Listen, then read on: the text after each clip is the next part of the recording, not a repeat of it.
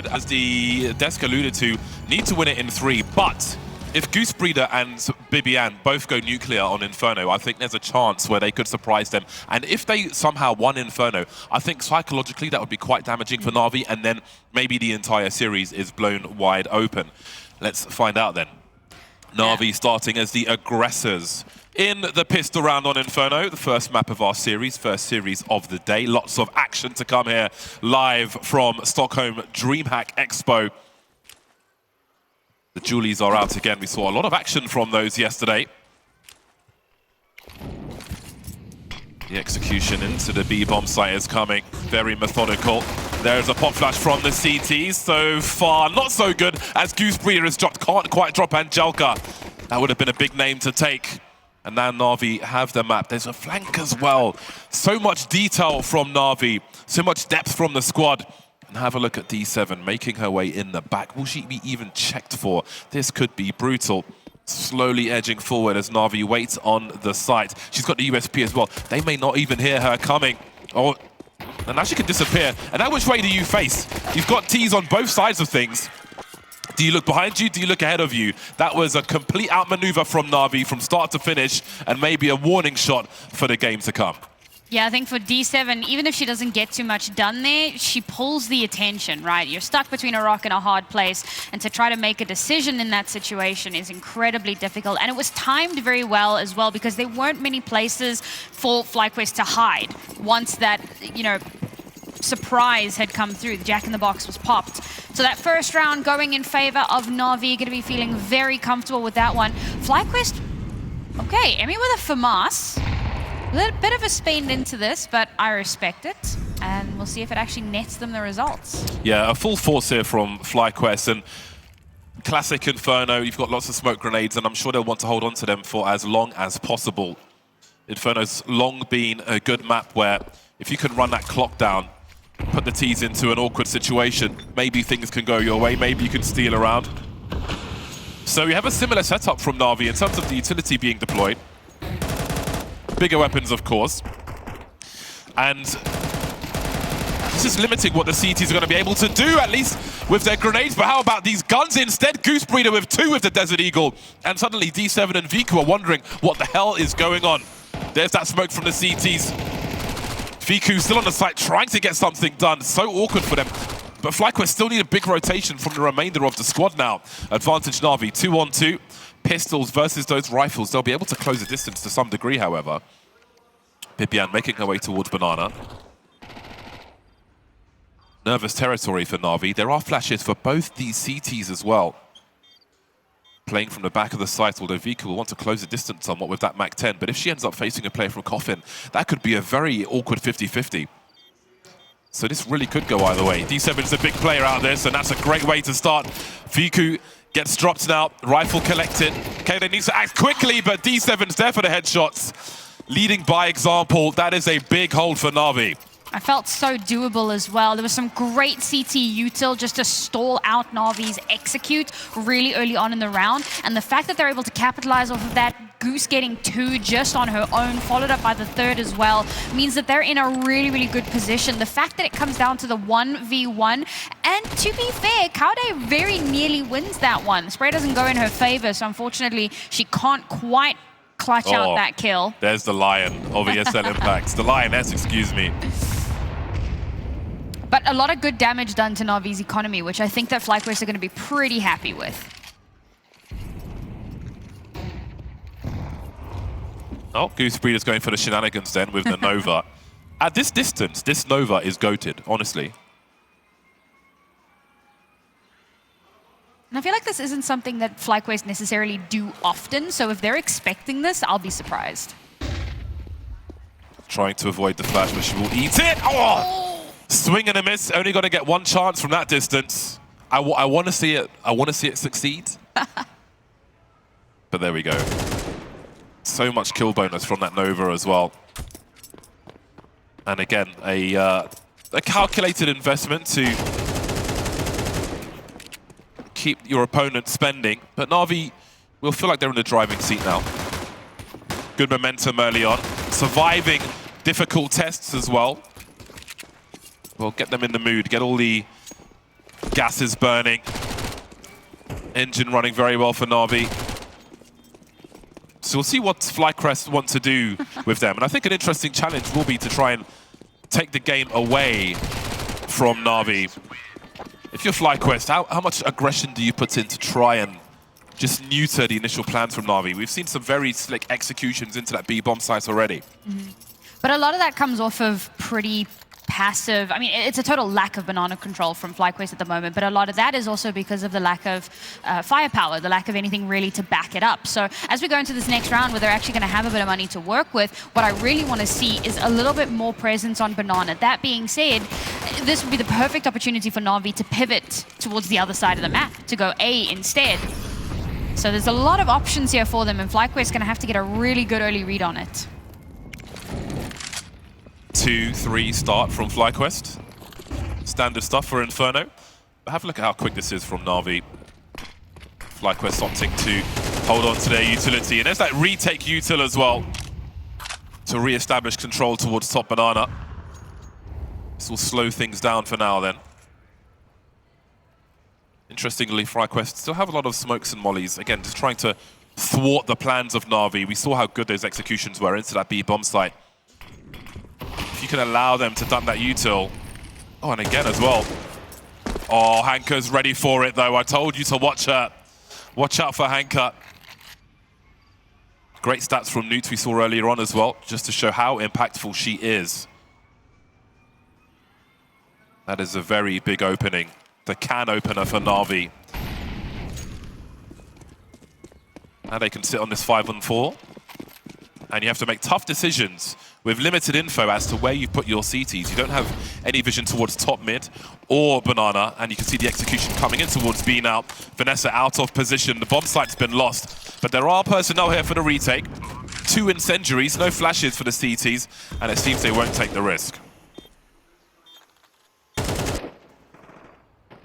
I think this is the right call for FlyQuest. Again, it was kind of a give up banana. They managed to retake some of that control, so that was at least good for them. I think rather than being in the thick of the push and pull, use a little bit of that util just to stall out a bit more. But unfortunately, at that point, you've given too much space to NAVI to set themselves up. And NAVI are a team that are going to play a little out of the box.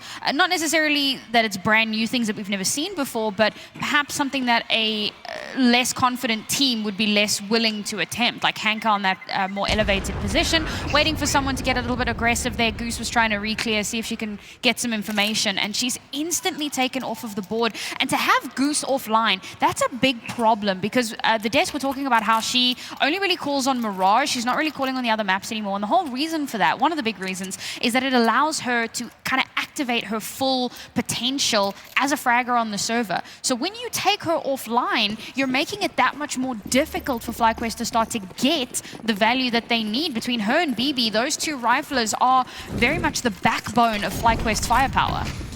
Yeah, and that's what I'm talking about as well when I say that on a map like Inferno, Goose and Bibi need to put work in if FlyQuest are to make something happen here, because we know how good Goose is. Her spatial awareness, when she's in the battle, she knows what's going down. However, Astra, one of the key players on the other side for NAVI, he's been putting in some big numbers alongside Hanka as well. She'll get the better of Goose Breeder on this occasion. And with 2 early losses for the CTs, that's pretty much a wrap. At this point, you might as well gamble on defending 1 bomb site. While you have the util, you can try and drag that out a bit further.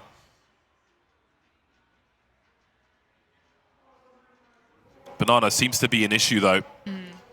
Some different approaches from the CTs. They've gone for those post-utility. Oh, hold on a second. Vivian might have a chance here. And suddenly, we've got a fight on our hands.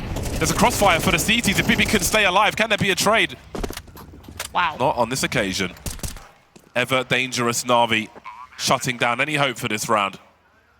That crossfire was systemically dismantled. A great smoke to deny some of that sightline allows them to take down BB. And as soon as, you know, the cross player needs to push forward, needs to actually get that sightline, gets taken out as well. And it's such good systematic play from NAVI. So much of their success is coming off of phenomenal utility usage and the perfect follow-up. Even that banana control attempt, we see FlyQuest throwing out a bit of util, trying to get Goose up close and personal, trying to get her in a good shot, but she's instantly flashed out. She can't see anything. NAVI's support utility has been so on point that FlyQuest have just not managed to find any space for themselves. And I think that that's going to be the big difference maker here, is how are FlyQuest dealing with this barrage of supportive util that doesn't give them the space to move. Emmy's so nice. The fine detail here is going to be the difference maker. Banana seems to be a problem which is very hard to solve for FlyQuest Red at present. NAVI are in good situations. You saw earlier on, they had the post-utility retakes towards top Banana more than once, but still Hanker was ready.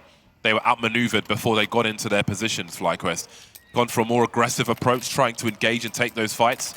Coming up with nothing on this occasion. But maybe they can adjust it and do a little better next time.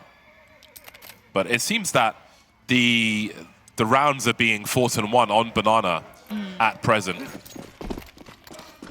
I don't know if an AWP is the answer to this, or they'll have to throw different looks at it. Kaude will have the AWP for this round and will be heading towards Banana. She is the point lady, although there is a molly to stop her going too far. NAVI will change their pacing and give the CTs the opportunity to make their play. We can see a smoke towards the bottom mid from FlyQuest. Just throwing some shenanigans towards NAVI, but again, you still need to try and find a 5-on-4 if you can. Now NAVI will be forced to show a different look with an entire take of Banana by the CTs, who still have 3 over towards B. Kaude rotating now. They won't quite understand the situation towards long, but look at this. Safety in numbers. We've got gang warfare coming down that short position, and Bibian's in so much trouble. Look at all the trade fraggers coming one by one. Kaude's dropped 2 though, as has Emmy. And there's a hole to be had here for FlyQuest. Surely the first round for them. Viku in the clutch. Still alive for now with the pistol. Will fall eventually. 3 standing for FlyQuest is great. Those were important holds on the A bomb site, which will definitely encourage the squad. That was a really cool round to watch just in general, because you could see after the timeout, NAVI were expecting a change. They play hyper passive. You can see some of the util coming out from FlyQuest, specifically designed to deal with some of the shenanigans that NAVI have been up to. You know, the HE into that tuck position where Hanker got that kill a little bit earlier on. The Molotov right up close and personal, just in case they'd been getting aggressive. And then the smoke all the way down long when they realized that nothing had happened just yet. And off the back of no aggression, instant rotation. Look at the response from NAVI, going hyper-aggressive on Banana once again. Chose not really contest last round, but it's been so good for them. Of course they'll go back to it.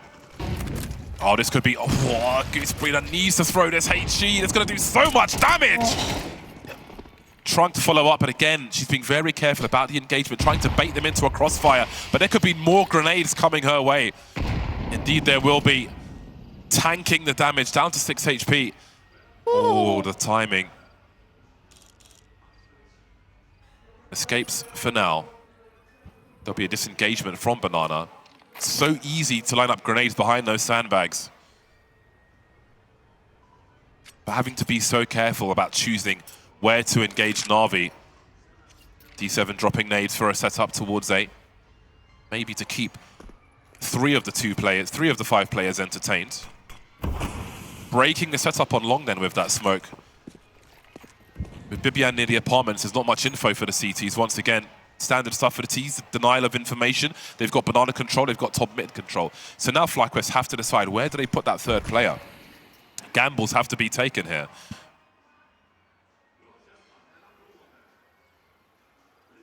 Rotating Emmy is the right call. At this point, there's no more util for the players on the B bomb site. It's going to have to be guns out. Emmy, oh, it's running out of bullets. She found 2. She's got some info as well. And now her teammates are playing quiet, not making their play just yet. And here comes the surprise. Look at that. Beautiful work from FlyQuest. A massive bait setup, suggesting no one else was there. Combining, allowing Goose to come through the smoke.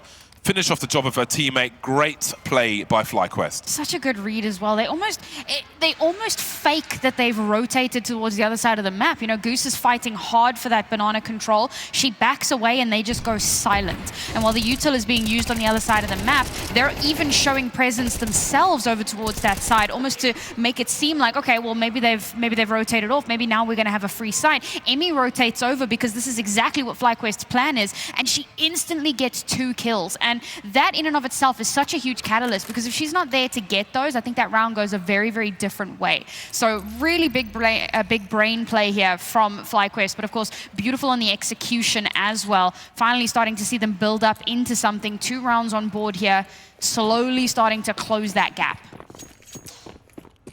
Opportunity for FlyQuest to put Navi's economy in the bin. I feel like Navi will have Tech 9 rounds in the hole, and Inferno's a good map for those. So it won't be too much of a break, even if they do put them on eco. But there is momentum now for the CT squad. 3 AKs for them as well. You definitely want Goose with one of those. Again, establishing control of Banana, but maybe they just send it straight in here. This is definitely a favorable area for Navi from what we've seen so far of this game of Inferno. 3 CTs hardwired on the A-bomb site for now. The D7's keeping her options open, but then here comes the send. Not much Vanessa can do, or Goose Breeder. Just gonna have to try and hide in plain sight. They won't assume it's clear. There'll be some pre-fire from Astra, and Viku will steal the kill. Emmy's found a way to trade though, 4 on 3. And all the CTs ahead, the bomb's not planted just yet. There's util though to create some space for these Ts, but oh, we're gonna see a classic rotation, and just in time as well, as Astra takes one in the face big time. D7 lurking. Again, that plan B, if it's needed, has been activated. But even if the bomb gets there in time, there are so many CTs on the way. She'll have to go the long way so she's not caught towards top mid by the rotation. And Joko will be able to plant this bomb. But now we're going to have to see the individual brilliance from these Navi players if they are to survive this retake. 2 flashes for FlyQuest, 4 players to figure things out.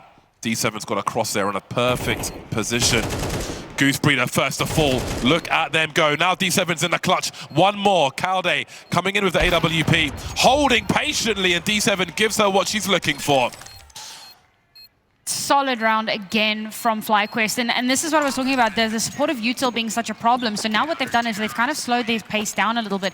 Yes, it does kind of give over the site very early on, which can be quite dangerous. You've got like an entire 4-person stack on the site that you've just kind of allowed them to do that because you need to negate the full effect of that util. But the fact that they're then able to re-aggress with some of their own utility and win out so many of those duels makes all the difference in the world. So they come into that final battle as a 4 versus 2, and to be fair, Navi keep it unreasonably close. But Kaude holds that angle, kit in hand, and it's yet another round on board for FlyQuest, and for the first time in a long time, Navi really feeling the brunt of that economic crunch.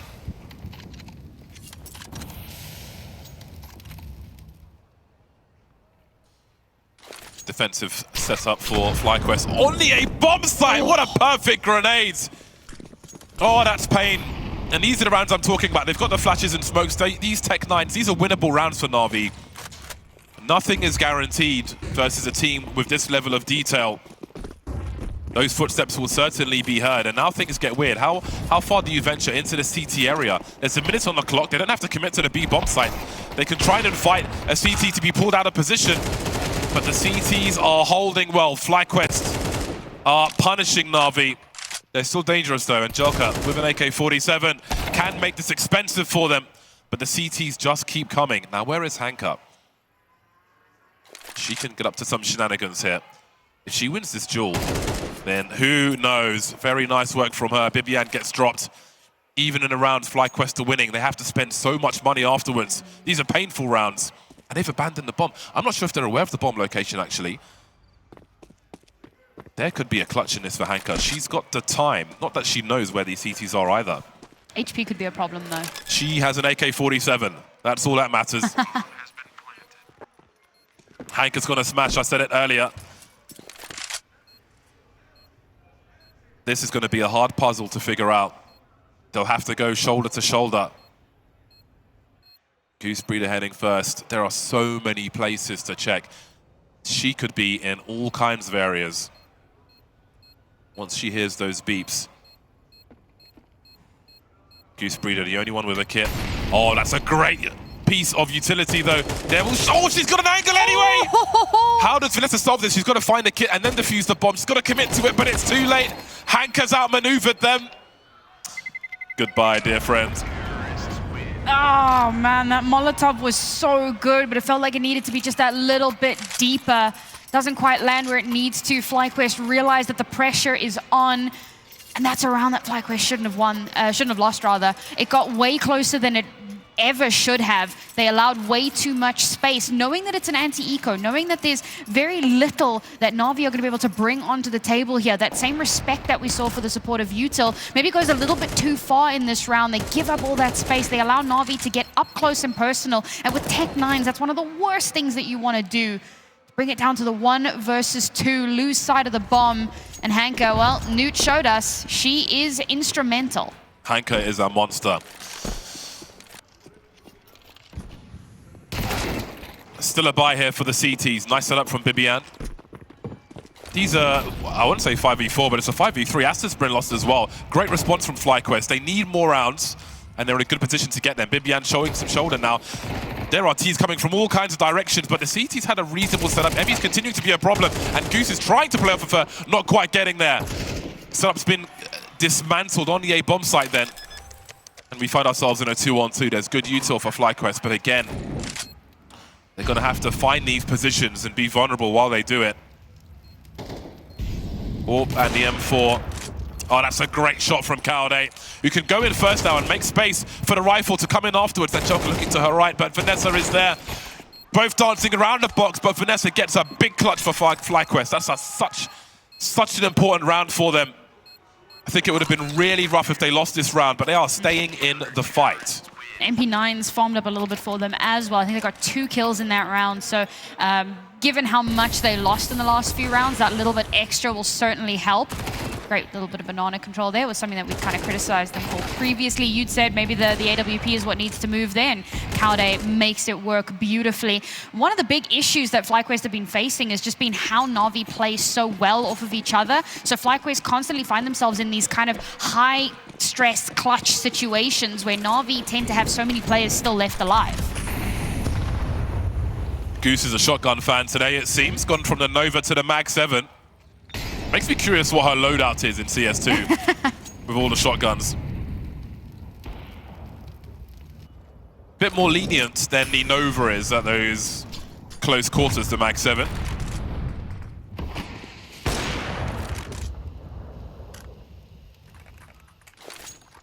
FlyQuest have had some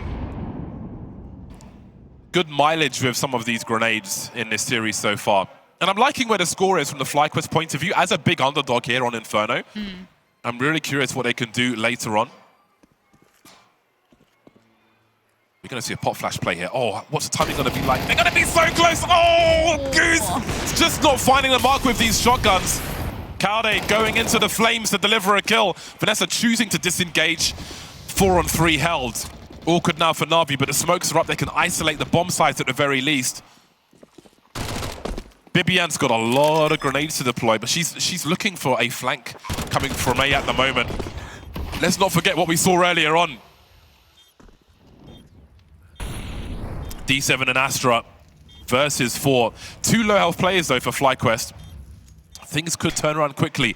Will they choose rapid aggression? I think they'll have to with the numbers that are here, blocking each other in the smoke. Now Astra's going for it. Where's the spray from the CTs in the meantime? Everybody's in the smoke. This is carnage. 2 defuse kits on the 4 players. Oh my God. days, D7, what have you just done? There's no way. There's no way. They find each other in the smoke, and like you said, FlyQuest just don't fire back. They don't return any fire. They're trying to kind of maybe hide themselves a little bit, try and play that sneaky game. They don't realize that one of the players has slipped out of the smoke, and the fact that Viku has hit him behind on the bomb, totally unexpected, and she just holds M1. It's outrageous, and FlyQuest lose a 4 versus 2 retake. That is mental breaking. And now we go into the last round of the half. There's going to be limited cash for them to play with, and there's going to be that albatross on their heads, realizing that they lost that round when they really should not have, and it's not the first time. I agree with Angelica's expression. That was huge. Yeah, that was, so, you know, sometimes you lose rounds you should have won, but I think that's the one that might be a mental break for FlyQuest, and you can see the impact of that round as well. We were talking about how the score was close, but it's going to feel like a canyon between these two teams now. That is a very big swing round.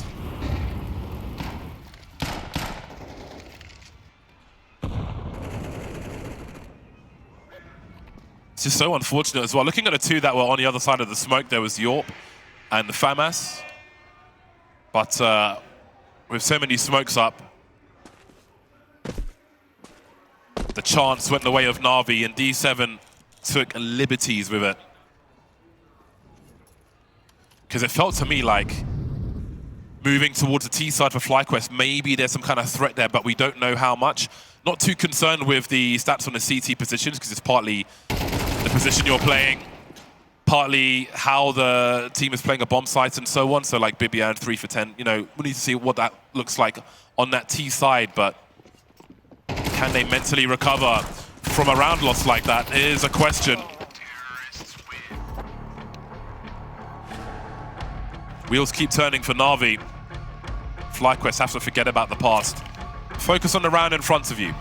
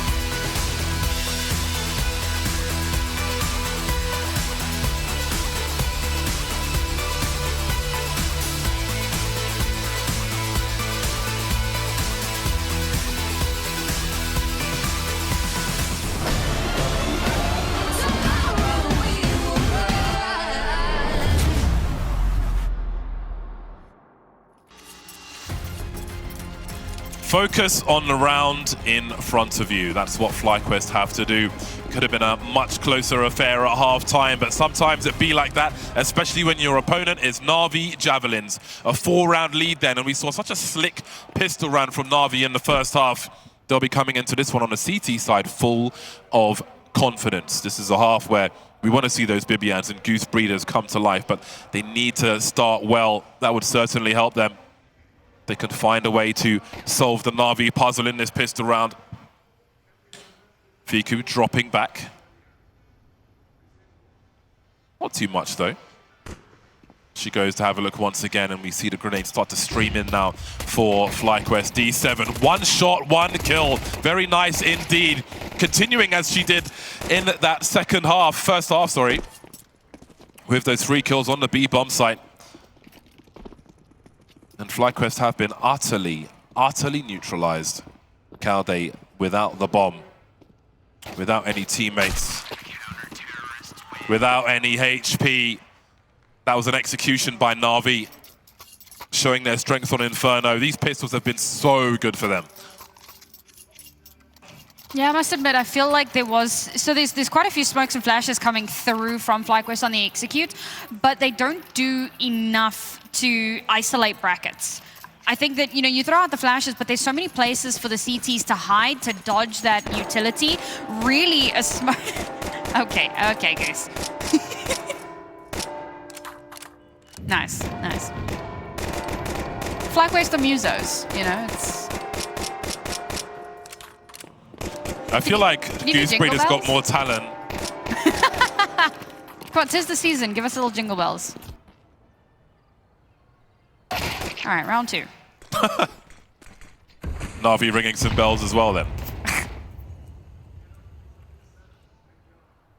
A mental timeout for FlyQuest. It will have to be done the hard way. But again, I think most people looking at the series from the FlyQuest POV would say it needs to be done in 3. Again, I think that late round in the first half, had that not happened, if they came out on top here, I think they'd be coming into this one with so much confidence, but they'll feel like they're so far away now. With NAVI all but guaranteed double figures early on in this second half.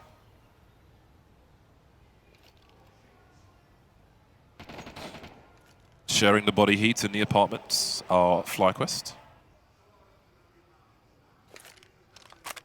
Who pulls the shortest straw to go out first is my question. Looks like it will be Emmy on this occasion.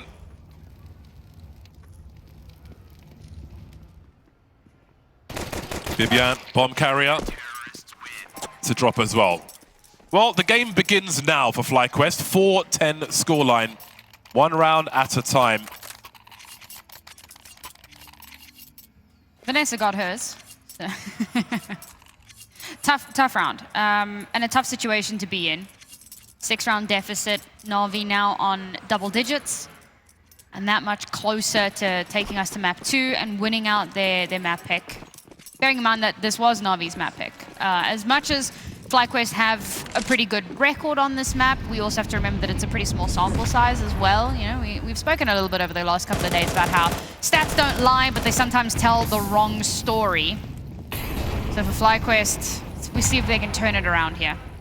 Yeah, this is a mega map for NAVI, but there's mega talent on FlyQuest. And Bibian, one of the people we're focusing on for this T side, gets started early, and Calde is ready to trade for Goose Breeder. So far, so good. No one left on this B-bomb site then. NAVI's money's not great, but they may feel confident enough to try and get something done. And Jelka taking a gamble through the smoke, and that will be the end of that round, I think. That was a great re-smoke. As the HE comes through, it hits just before the second smoke blooms. So Angelica gets nothing out of that. But there's obviously information that there's someone there because an HE just came out. So great follow through. What could have very quickly turned it into a winnable round for NAVI, FlyQuest kind of stamp it out, don't allow it to turn into anything. So they're going to be feeling good with that one. Coming through with 4 players left alive, they've managed to hold on to a lot of their weaponry, even a couple of pieces of util as well. So reinvest not going to be quite as heavy as it might have been And we're starting to see some signs of life here. And this is what we wanted to see, right? You spoke a little bit about BB, and we want to see her come alive a little bit more. But it must be said, Vanessa has been fantastic. Obviously, Kaude, she had the open hand. She had some really good moments in the previous half. But it's felt like Vanessa has been doing so much work so far. So I look to see more from her. It's really great when you see a more supportive player being able to take a more assertive role. Yeah, we saw Goose Breeder taking the crap guns in the first half. Her and Bibi both on 4 kills, but this is the half where we need them to come alive if FlyQuest are to win this map. NAVI starting with 4 players over towards the A bomb site. Have a look at this hold at top mid. We're going for some boosting as well. Fiku may play anti-flash once these grenades go. Now, is this a hard read as to the pacing for FlyQuest round to round and what they generally do on the first buy round? It might be. And look at this swing. They are so ready for it. There are so many CTs here. This has to be a hard read as to what they like to do. And still, Kaude and Bibian putting FlyQuest in a good situation. But even with 3 players left, D7 still has information towards top banana. And this is where that individual brilliance of NAVI could come into play unless they get stopped by FlyQuest.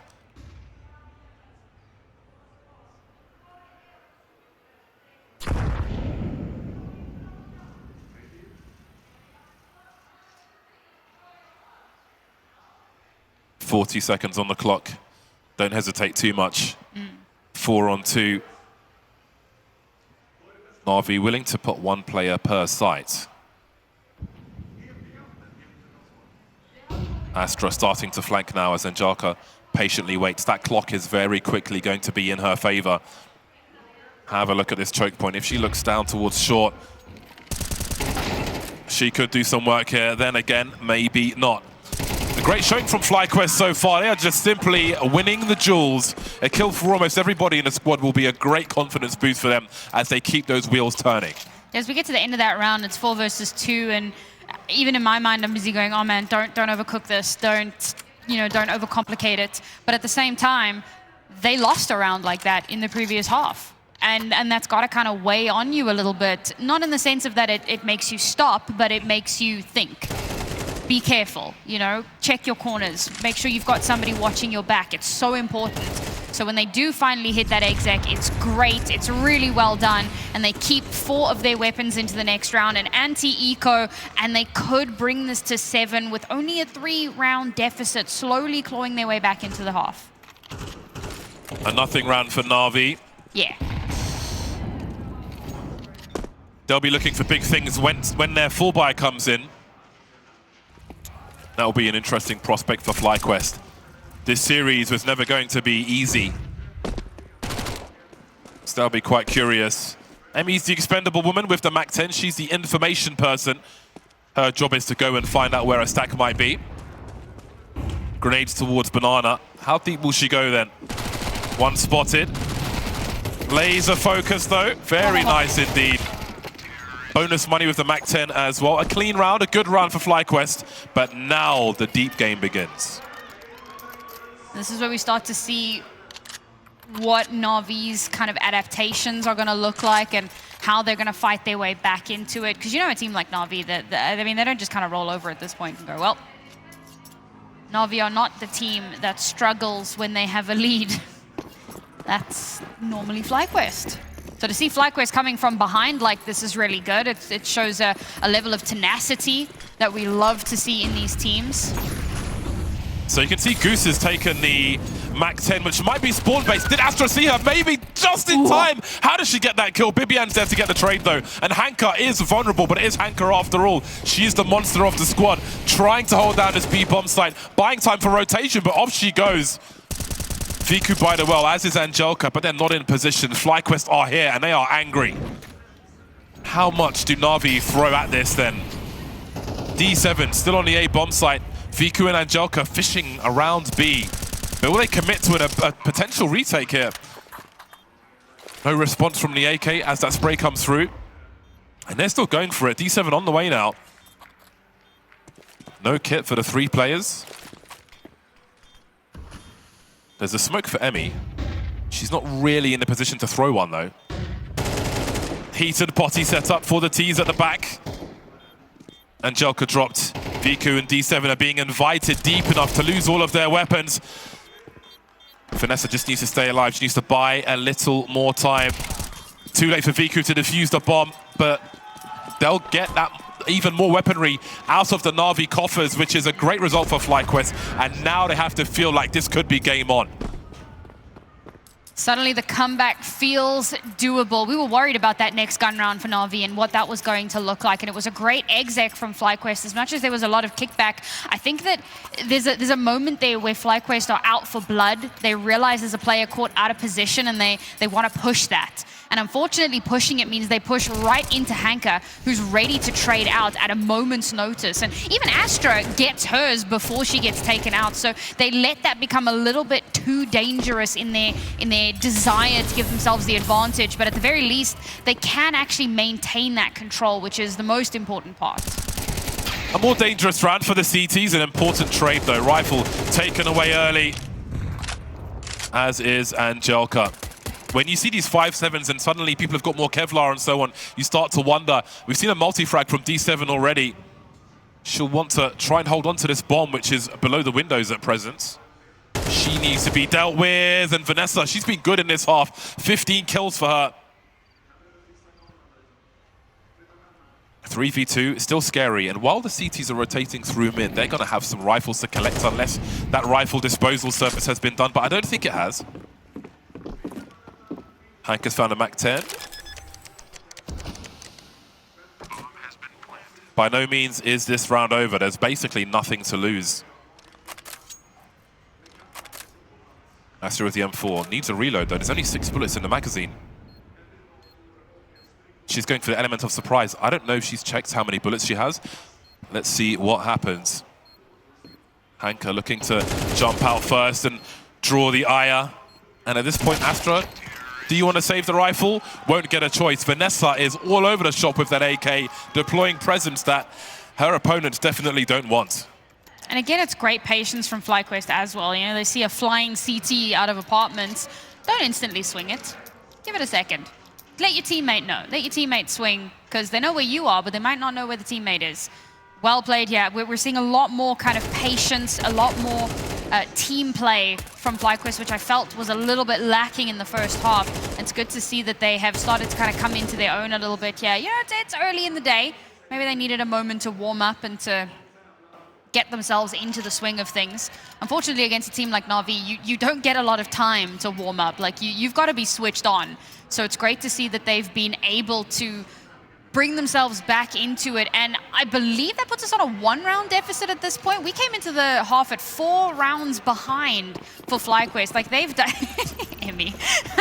They've done really well to bring it back. And yeah, there you go. Staring down the barrel of an evened out scoreline. But Viku has the AWP in hand. And we saw yesterday what she does with that. This is such a big round. The body language for both teams is starting to change. You're seeing some frustration for NAVI. They must feel like this game, this map should never be this close. And look, FlyQuest have been on a tear. And still, Goosebreeder and Bibian haven't even really got started yet. Calde, Vanessa, they've been charging through these rounds.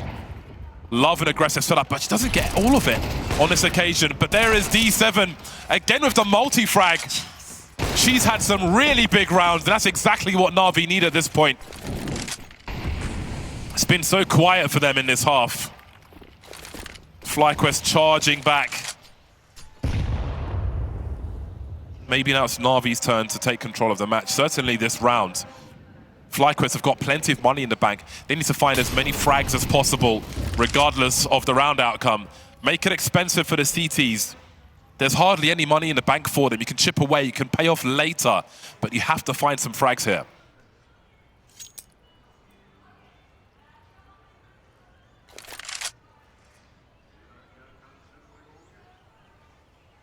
Passive on Banana. Time is in Navi's favor. FlyQuest got to get their skates on here. They need time to look towards the bomb site. Astra may give them something from it. 10 seconds then. She's not going to have time to even find Hanka. But they got one frag. After all those losses to D7, they squeezed something out of it. But again, D7 has had a few key rounds now, and that's going to be a great confidence boost for NAVI. D7 is having a lights-out map just in general, 23 and 11 at the moment. Like, she just continues to be such a solid piece of the NAVI puzzle, even outshining Viku, who, you know, took an aggressive angle with the AWP, was trying to get those early shots in, and she'd kind of pepper them up, and then D7 would get the follow-through. Not necessarily the way you expect it to go, but as long as the round gets taken away, that's the most important part. Here's the problem. FlyQuest now, knife's edge. Money after this round will be devastating if they lose. Charging real fast FlyQuest, trying to make it uncomfortable for NAVI. They've taken heavy losses, but they're still together. D7 ready to duel and then bait from that position. As Angelica comes through now, D7 re-emerges from the pit for that last kill. Another multi-frag for D7, and NAVI are off to the races. You can see them trying to go for that counter-aggression as well, just to really fight back and stop FlyQuest from getting that space. And the problem for FlyQuest is that they're winning. And here's a devastating stat, I feel like, just for fans of the team. Gooseberry is currently 2-8 in opening duels. She's really struggling right now, and I think that there's a few factors in that, right? Like, I spoke about Navi's supportive utility and how that's really enabling them to do so much more. I think that FlyQuest need a bit more of that, and one of my big criticisms in the first half was how they were struggling to play off of one another. Gooseberry very often kind of finds herself on an island. There's no one there to really help her, to trade her, to, you know, be the supportive force that she needs, and FlyQuest have started to suffer a little bit for it. They've got a good buy. FlyQuest red. They're still not far behind, but they have given 3 AKs to NAVI now, and that might just be a problem. Viku always ready with that AWP. Angelica falling back. I'm not sure if she saw that T making their way through, but again, it's a faster pace for FlyQuest as they try to get something done here.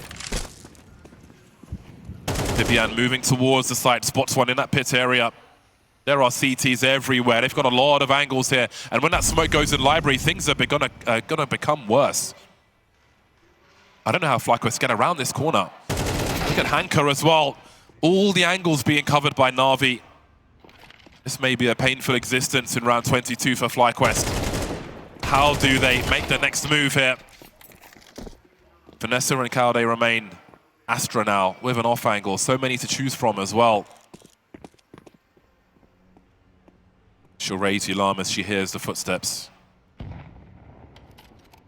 Viku and D7 have been activated, and surely it's going to be a free kill here for Astra.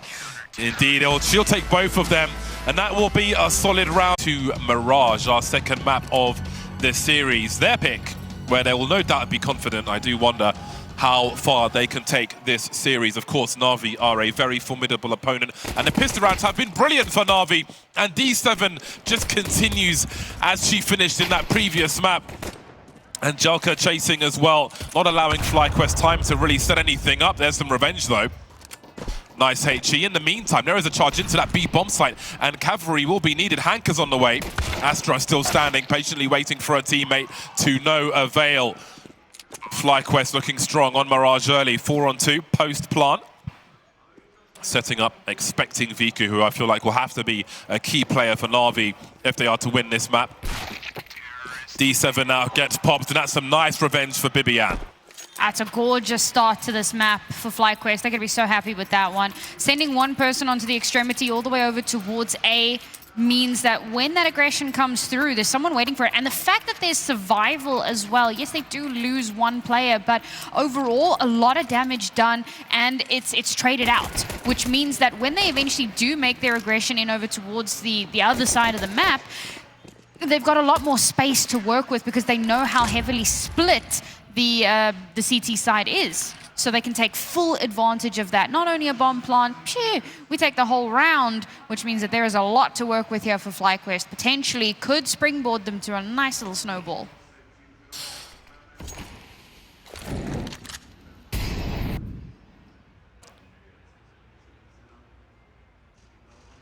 Excuse me. Bless you. Goose Breeder is one on the investigation this time with the MAC-10, trying to identify where all the CTs are. Now, clearing out that B bomb site, will there be a rotation from the Ts, or will Goosebreeder flank that A bomb site?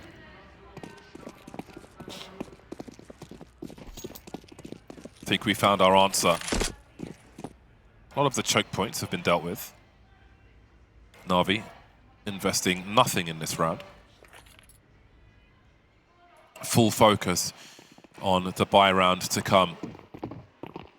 It's going to be an expensive one. Not really worth picking up a 5-7, a smoke or something in a round such as this, because you'll need that utility in that buy round.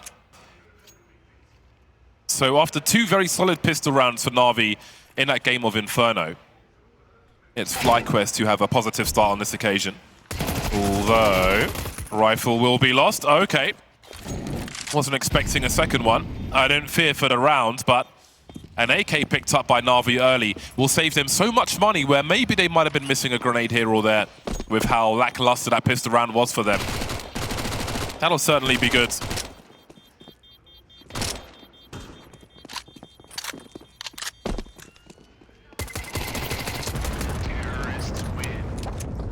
That's an outrageous amount of damage done. FlyQuest would have preferred to come through with a bit more there, but happy nonetheless to have the round under their belts. And a couple of upgrades for NAVI, which makes their spend into this round that much less burdensome. Obviously, without spending anything in the previous, they would have quite a bit of money into this. But to have brought some guns through means it's even less of a spend. So starting to build up a little bit of long-term economy very early on. Bit of a misplay, not holding those flanks as tightly as they could have been. But ultimately, it's a FlyQuest round. Yeah, those are huge pickups for NAVI. Those are little edges that you can't afford to give them. Ooh. That's unfortunate. We'll see how it plays out. D7 gives us some area to play with, actually. Still alive for now. Transfer attempt of the Galil, but the numbers are here to trade for FlyQuest. Hanker on the site. Does she wait for the beeps? Oh, Goosebreeder. That's the Goosebreeder you want to see with an AK on the T side. Shutting NAVI down early. Astra in the clutch, no kit for her. 1 versus 3. Wants FlyQuest to give her something. Player holding position. Not sure if there's a kit on the site. I'm not getting much of anything. Might be time to try and save this rifle if she can. How does she get past the window? She doesn't. Goosebreeder getting some frags early. The whole team needs that. You want to see Goose shooting. She's a big name, maybe the biggest name in North America. Oh, yeah. Gonna be very happy with how that went. We see a little bit of excitement in the crowd as well. Love to see that. But what I really love seeing from FlyQuest is that they're not, you can even see it in their cams. They're happy, obviously, but they're not kind of getting ahead of themselves. It's what you've been saying kind of all weekend is you focus on the round in front of you. Don't get overly excited. Don't get over the top. Don't start making silly mistakes. Keep it clean. Keep it perfect. As much as the coach is pumping them up. And keep the CTs poor as well. That too. There was some extra money with the rifles they had saved previously, so Vika will have a scout for this round. And Jelka's caused some problems. And I think situations like this, NAVI find extra edges in, where things can become really awkward for FlyQuest. And these rounds suddenly become winnable. There are CTs all over the place. How do you even comment this scenario? You're walking into a crossfire with a CT also lurking in Palace. But hey, if anyone's going to be able to deal with chaos like this, it will be a team from NA. There's util to keep Hanker busy if she's still in Palace as well from the FlyQuest POV, but that smoke will allow Angelka to creep. Oh, what a great tool for the job as well. Looking for the transfer with a MAC-10. Down to a 1v1 then. Angelka, who started this problem, might be the one to finish it. A Deagle versus a Glock. Bibian in the smoke. Oh, this is chaos. This is carnage. She's seen the shadow, though. She knows where she is. And the Glock finishes off the job. They can't lose a round like that so early. I don't think they'd survive it mentally. So that's an important clutch for FlyQuest. And Navi and these egos are terrifying. And those first Deagle shots are hectic. And then after that, you see FlyQuest start to get a bit more systemic about how they do it, right? You flush out the player underneath Palace. You make sure that you're taking that space away from them, put them into uncomfortable positions. But even then, if you give Navi an inch, they will take a mile. So FlyQuest, as much as they've been winning all of these rounds, their cash is in such a disproportionate situation. So losing a round here could spiral them. Yeah, and that was true in the first map as well. Even in the rounds Navi lose, they take a lot of people with them.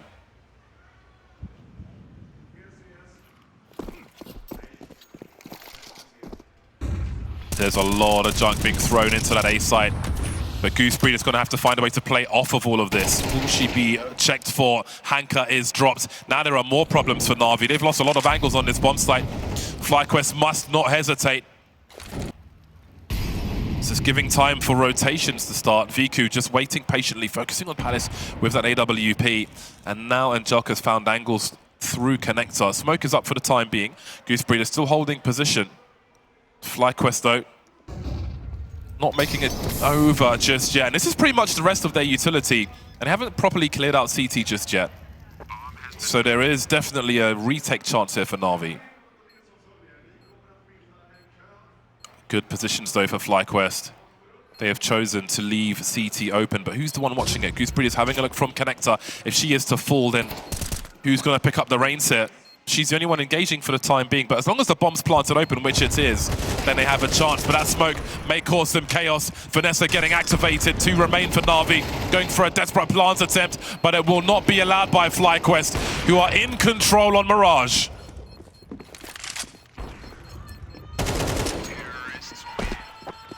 Nice, this is the FlyQuest that we were looking for.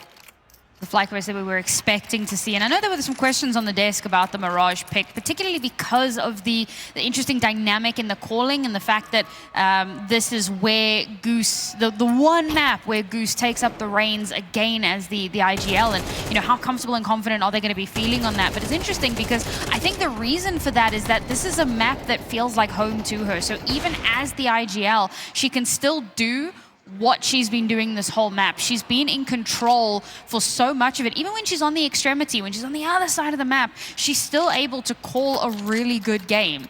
And this is why this is kind of FlyQuest's home ground. Historically, it used to be Overpass, but Mirage has become, honestly, one of their better maps in the entire pool. So it's great that it's been allowed through, and this is the perfect opportunity to maybe take us onto that map 3. If FlyQuest can keep this momentum up here, again, somewhat of an anti-eco. There's still an AWP on board for Viku, but realistically, there's not much else to play with.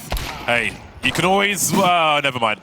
I was going to say you can always win a round of an AWP, but I was thinking someone should be with Viku to give her a quick boost into the apartment. She's had to go the long way, and she's lost the time because of that. Nice bonus for Gooseberry to pad those stats.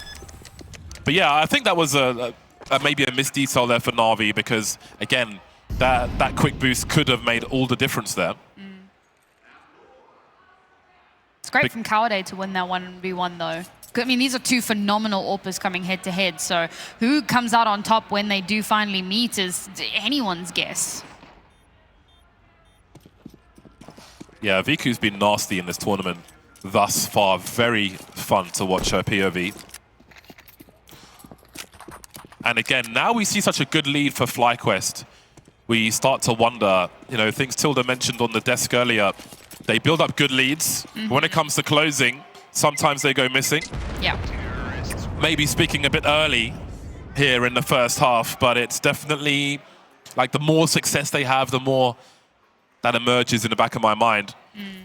We saw it yesterday, right? They had such a great lead and get all the way up to 10 rounds, and before you know it, it's over, and you weren't victorious. And that was kind of why I was pointing out that they're not getting... obviously, they're excited and they're happy and they're feeling good, but it's not that overconfidence that allows them to make the mistakes. I think that that's definitely something that would have been discussed yesterday coming into today's elimination match. They cannot afford to get overconfident and make mistakes. I think if Viku had a boost, she wins that duel. She's in position first. It was very very tight. And part of that can be a gamble. If you've got that spawn on the T side, then, hey, I guess you're one.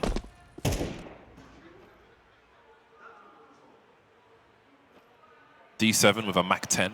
She had to buy the AWP for VQ. I think she had 49.50 or something. So, short straw for her. But I mean, part of her role here will be to stay alive and try and buy time for rotation, which you often see with a smoke grenade. But there isn't one for her. Shooting a deagle, and FlyQuest have to wonder, is that a bait? Is there a Norb here waiting for me if I swing against this deagle? Looking for a split of B then. Now, Angelka will have some work to do here. I don't think she's being checked for there, and D7 still rattling off with that Desert Eagle. Angelka stuck, and D7's got to find some headshots here, but Hanka is going to come through with a 3K and hold that B bomb site. NAVI on the scoreboard now. I think that might have been a round where FlyQuest kind of overcomplicated things a little bit, overthought things a little bit, slowed down a bit too much. We actually had the AWP duel in mid, but it's VQ who takes out Goose, and obviously Kaude is able to trade her back, but that means that they've lost a key piece, and this pincer that they're trying to set up doesn't actually have a chance to activate. And I think that that kind of throws FlyQuest into a bit of disarray, because the plan has fallen apart before it's even had a chance to materialize. D7 almost trolling with the Desert Eagle there with Hanka in the back. Getting the free kills. Quick presence. Vika's got to be careful. Oh, she's a little vulnerable here. But Hanka's going to start coming through, as these grenades do as well. FlyQuest continue fragging, though. It is a war of attrition in mid, however. As Viku through the smoke. Oh, that was earlier. 3-on-3. FlyQuest disengaging. They've got time. Minute 15 on the clock, and Vanessa's taken advantage of this situation to make inroads into the A-bomb site. However, she still needs to cross to that site, and Astra is going to be ready. Just one kill for her so far, but often a name we mention, a big addition to this team. She will be ready. Viku's starting to rotate over towards CT, as snipers often do. Now she could run distraction, allowing Astra to activate, and Emmy's going to be in the clutch. She doesn't know where that second player is, which may lead to some hesitation, but D7 is rotating quickly. Bomb's been rescued, 40 seconds. AWP repositioning also. Is she ever going to plant for CT here? This could be a masterful reposition. She's caught D7 as well. And indeed, still convinced that Viku's in CT. I think she's realized 24 seconds. She's got to commit eventually. Oh, Viku just starts to creep now. I probably saw Emmy there. Is it shotgun mode for the AWPer? Emmy making footsteps, and it's going to be a free one for Viku. That's an important clutch for Navi. I wondered if Emmy had spotted her there as she crossed over to plant the bomb. Oh, it was such a tight position to be in, and I think if she has a split second longer, maybe she can make her way down to some cover, but Viku plays that beautifully. The dynamic AWP, it's one of the things that we love to watch. It's one of the things we say about her in particular. Never really going to be in the same place, or indeed the place you expect her to be. She's constantly on the move, and she's constantly kind of in your head, causing that little bit of paranoia. And now the pressure starts to mount for FlyQuest. It's only a couple of rounds, but you know that if you give Navi the momentum, everything can spiral out of control. So this is the kind of thing that they need to nip in the bud early. And for Navi, now they're starting to get back into their stride. It took them a few rounds, but they're starting to set up Viku really, really well. There's been some really solid mid-presence, and again, we're seeing that strong supportive utility that's been allowing them and kind of setting them up for these great plays. I feel like the T side is where FlyQuest have to rack up their rounds. I think Navi have the tools to dismantle the CT side, the way they execute. Their slickness as well. They don't have that hesitation that we sometimes see from FlyQuest. So I think this half is very important for the team from North America. Just the one Tech 9 for this round, but they've got the tools to close the distance. Big flash to force Astra from her angle. There may be a bomb plant in here for the FlyQuest squad, looking to chase that sniper, as well as Viku starts to back off, and she's got plenty of help also. FlyQuest could lose the round chasing that sniper rifle. They can't expect so much reinforcements to be behind her. That's worked out very well for NAVI indeed. It's going to be a tall order to get any frags now for Cowday. With the Desert Eagle. They've got their plant though.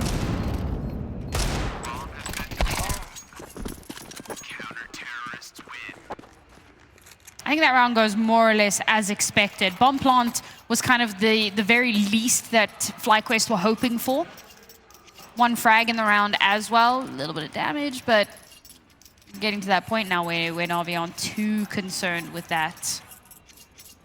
Now we get guns back on board. So what do FlyQuest do here to start to turn things back around in their favor? They're very quickly kind of losing control, a control that they'd had very strongly in those first.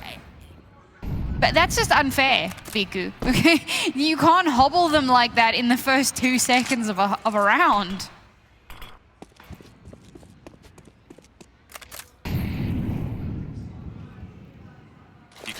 You can just feel NAVI getting stronger. Now, do they commit through that smoke? That's got to be a big window for them to make a play. But somehow NAVI have 2 players around B already. Viku posted up once again, just waiting for them to show. Get this bomb planted quick. NAVI patiently waiting, plenty of advantages for them. And Joker lurking on short, 4 on 3 for the CTs. Plenty of defuse kits. Got some util as well.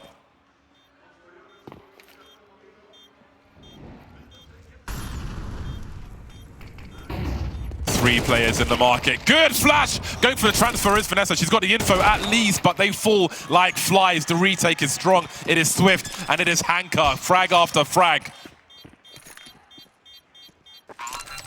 Just NAVI being so impressive again with all of their util usage. I feel like I can't overstate how good it's been and how much space they deny consistently with well-placed and well-timed utility. Those flashes absolutely hobble FlyQuest, and they're just not able to find the space that they need. And Cowday going down so early on in the round.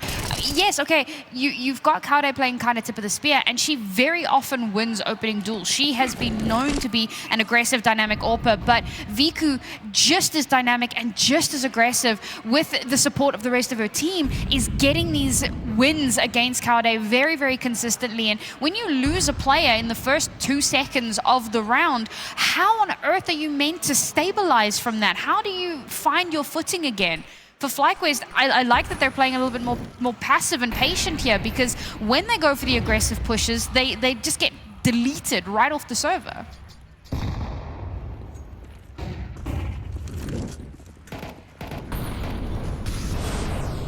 It's going to be hard to stop Viku from that position, and Jelka's there with the rifle support as well. But Vanessa's found 2, which puts FlyQuest right back into this. And with 2 players pushing A and getting punished, you have to race into there immediately.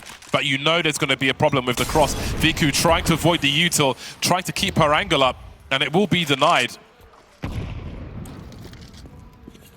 Bomb carrier moving into the site now as there is a stronghold at CT for NAVI.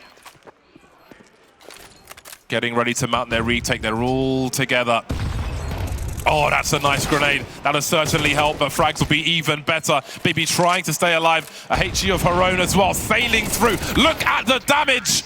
Wonderful work. Vanessa and Bibi combining for the last frags, and they keep FlyQuest in this fight.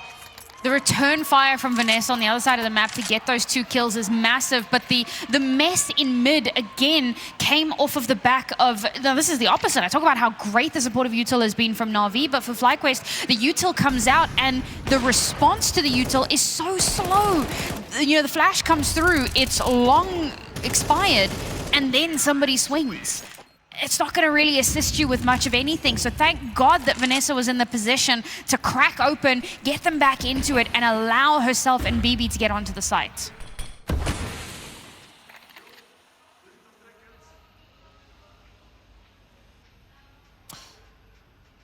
This could be a pivotal scenario. They're going straight through that smoke. Can D7 find a second one? That will be enough. Viku and Angelka, though, are already in that short position. HE's in the smokes as well. And the fight will continue. Boosted up Viku. She rarely ever misses if given the opportunity. 2 players left for FlyQuest. Do they go for a quick plant or do they try and find some more kills here? Bomb's being planted, but Hanka might find a free one.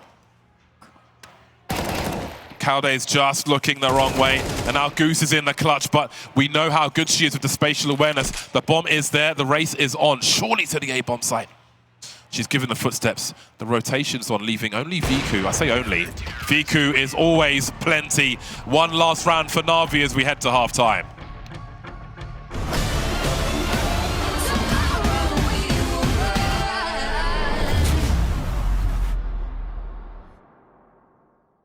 Take my shot.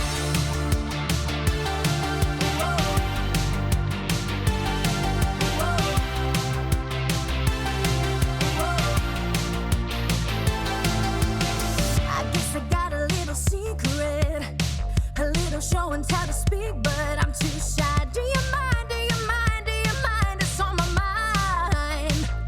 I'll take my shot, and I don't know if I should let go and open up this little window.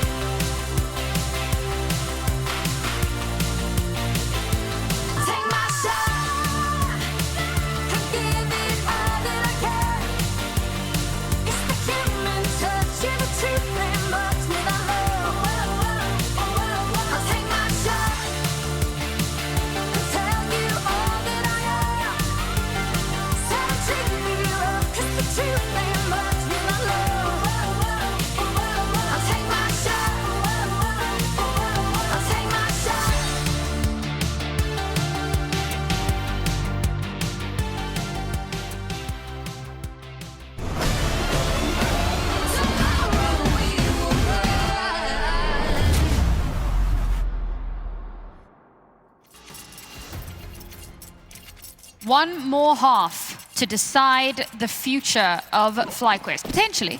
Damn. If they come out on top of this half, they live to fight another map. If they don't, they go home, James. I would love to see them successful in another pistol round here because, no bias, but I feel like this is going to be the harder half for them. I think this is going to be the greater challenge. And I want to see a balanced fight in that respect. So here comes NAVI. The fadeaway grenade, though, will be nice, but we need to follow up there. Bibian having a look, but will be denied. But it's NAVI who are falling for the most part. So far, so good for FlyQuest. 4 on 2. Angelka looking for targets, but not quite connecting as she needs to. Awkward reloads for FlyQuest in the meantime, as everybody's still standing on the side. But as I say that, suddenly we're down to a 1 versus 2. D7, who has been the clutch master in this series, looking for another one. 1v1 with Emmy now by that bench position. 9 for 9 is Emmy, but D7 does not give them a chance. 4 kills in the pistol round. She has gone thermonuclear in this series.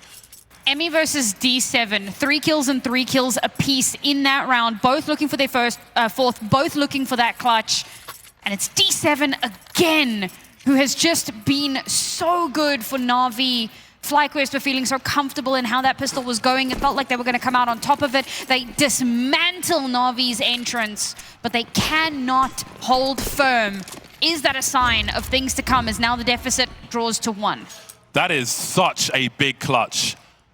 Such a big clutch. FlyQuest playing pretty good, but D7 has denied them time and again.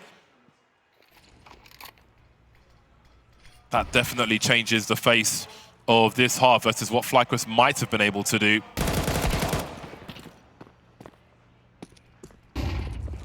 Game on. It will have to be done the hard way.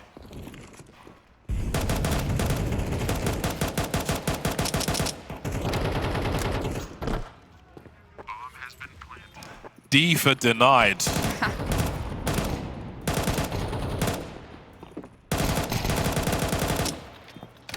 So, in the mirror image we saw of this round in the first half, NAVI were able to steal some rifles away.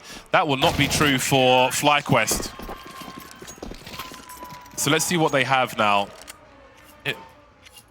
Man, what a round from D7. I say what a round. There's been so many of them. Yeah.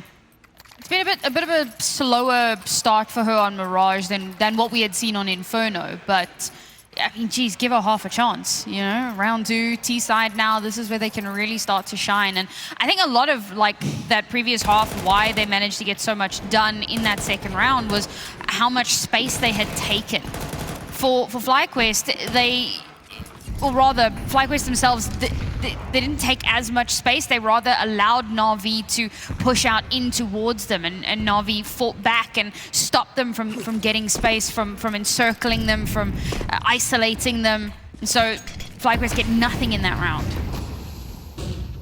Big execute from NAVI, and they're throwing the personnel behind it as well. Got a forward smoke from FlyQuest to try and cause some carnage, give them some space to make plays. Goose Breeder goes in, comes up empty-handed, and NAVI are seemingly choosing to disengage. Emmy's got to be careful. There must be comms that they're not pushing onto the side as she just runs to her doom. And with Vanessa's position, you have to wonder about the communication. They have to keep updated. There's no sign of not getting any cues. You don't know if they're standing on the site or not, but Emmy's urgency has maybe cost FlyQuest here. So Hanka's gone to suggest something towards this B bomb site and keep 2 of the 3 players entertained, leaving Vanessa on an island in a very difficult position. Ill-equipped as well with the MP9, and there won't be anything left in this round for FlyQuest. Oh, saving looks awkward as well, because now Hanka's in a lurker position after taking nade damage top mid early in the round. Just holding the off angle as well. She's got the sound cues. Again, sound travels so far in CS2. Hanka, absolute monster, honestly.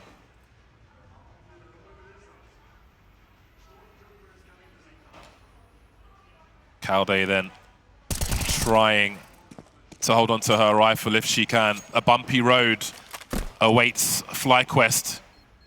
That was such a big pistol round, honestly. Just for the vacuum of this particular game.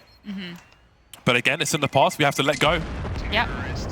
Look to the next round. It's incredibly important, particularly now for FlyQuest, because it's happened again. They've had a lead, and it has started to slip away. It's not in an unrecoverable position. There is only a 1-round deficit, but that historic, that understanding of the fact that it happens so often can obviously start to get into your heads a little bit. So we need to see how they choose to recover from this. Obviously, money's going to be a little bit of a problem into this next round.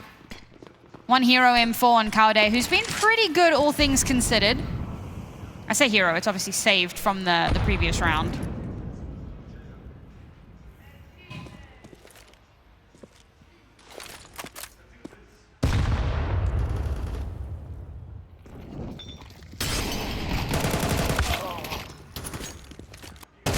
trade.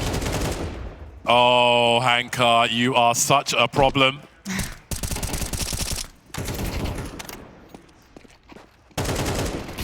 And Jelka as well. Nothing but killers on NAVI.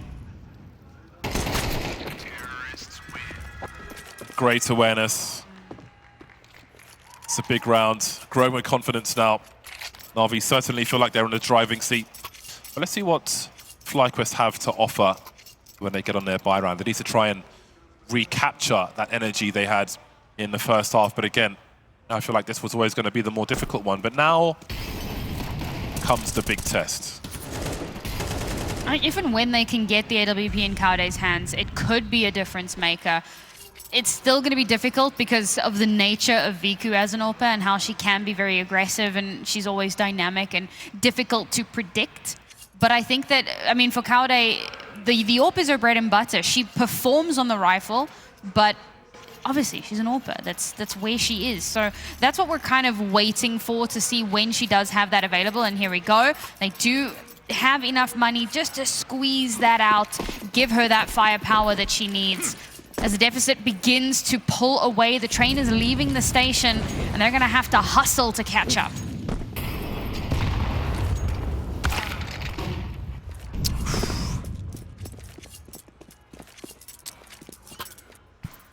Yeah.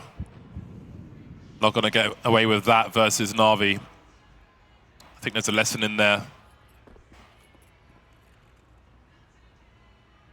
And I think that's partly some growing pains from your region, things you maybe get away with in NA, come to Europe. Not so much. That's one of the great difficulties for FlyQuest as well. They have to overperform when they get here. There is room for recovery though, both within this round and the game. Oh, the timing. She's been seen. She has been seen, 100% she's been seen. She's too close to the corner while she's retreating. That is big info for NAVI. But do they know what the weapon is? Because if so, it's hard to deal with. Ooh. Oh, unless you're Angelka. Oh, man. Beautiful. Again, just a moment. Just looking away at the wrong moment. A millisecond. That's all it takes. NAVI will punish for that info. That round is done. And again, look at Hanka. Honestly, Hanka needs to be banned by the Geneva Convention. She is just in a position to go hunting and try and take some firearms away later on. It's one thing to secure the round, but she's 2 steps ahead. She's ready for later on. I think that this is something that sets NAVI apart in a lot of these battles, is that they, not only are they looking at the round that they're in, but they're really thinking long-term in a lot of the situations and pressing a lot of their advantages wherever they can. They go hunting, they take that space, they take away weapons as far as possible. Currently, however, they're giving away weapons. Not that it's making too much of a difference, all things considered. I think it's well worth the hunt attempt to really just kind of stamp that into FlyQuest that you are not getting away with anything and we're not giving you even an inch to work with. But FlyQuest at least managed to hobble that ever so slightly. Still not finding that control, still not finding the follow-up on that util that they want, and still going for very risky plays that you were saying it, right? You can't do that against NAVI. Yeah, you need to take calculated risks, but you don't want to give up the 4v5 too easily because it's so hard to recover from on the CT side. Goose Breeder trying to be the playmaker on the CT side here. And again, Hanka's just enjoying lurking all over this map. D7 dropped in the meantime. NAVI showing plenty of presence around the A-ramp area. And Goose Breeder's made her way to top mid, and she'll have those sound cues now. Didn't quite finish off the job there. That will do it though, but did she see the second player? She heard the AK. So now she can keep Hanka entertained, or try to. And Kaude will come to join her, which may slow down the retake a little. They've got some good positions though. 2 waiting in CT, a potential bait set up there for FlyQuest to come into play later on. So Bibian will be looking to bait Vanessa. But again, they're holding steadfast at the moment. And Joker's got the shadow to no avail. And now Hanka, that lurker, is all that's left. Looking to do what she can. Managed to get them off the bomb at the very least, but they do have kits. They will defuse the bomb. Good damage towards the end, but that's the round we needed from FlyQuest. They need to stay in this fight, keep it competitive. I like the adaptation there. Finally, the mid-control thing. And I mean, bearing in mind, a lot of that is because Viku happened to not be holding mid that round. So Goose is able to get so much space. She pushes straight through, right all the way to top mid.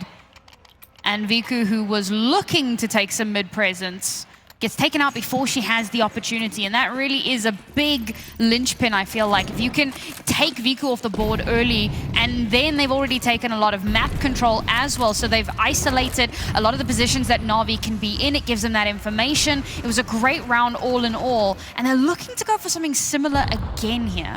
Yeah, this looks like a definite execute into the A bomb site. Perhaps a fake being offered by VQ, but she may go for a rotation towards short later on, should they find success on an A push. A big hold from FlyQuest in that middle position. Swing and a miss from Viku. Got quick rotations from...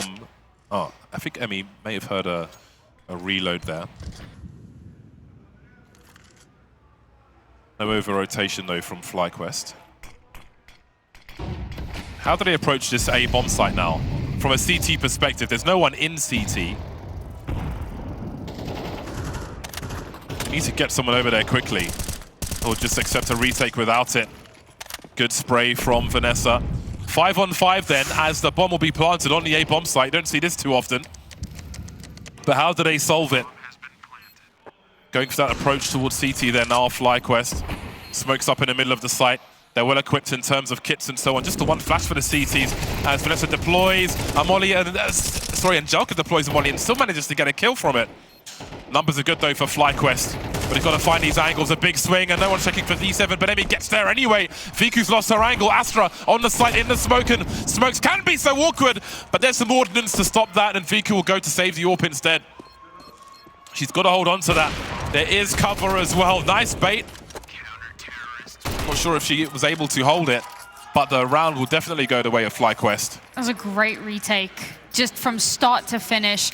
The fact that, like, Viku gets 2 uncharacteristic missed shots, that's actually a massive difference maker, because it means that Kaude lives, and it also gives that little bit of information that actually there's nothing coming here, because Kaude is like, all right, the shot was fired, but there's no one here. So she can already start to give that information over. She can potentially start to rotate, and then while the retake is coming through, Viku misses another shot. And it's these tiny gaps, these little chinks in the armor, where FlyQuest can really take advantage of those moments and turn things back into their favor. So credit to FlyQuest to actually making that one work. A 5v5 retake, not easy to mount, but they managed to do it, and they do it in style. So find themselves back in the game, and the deficit does not continue to grow. One more round to get FlyQuest to match double digits, and if they win this round, Navi's economy is broken.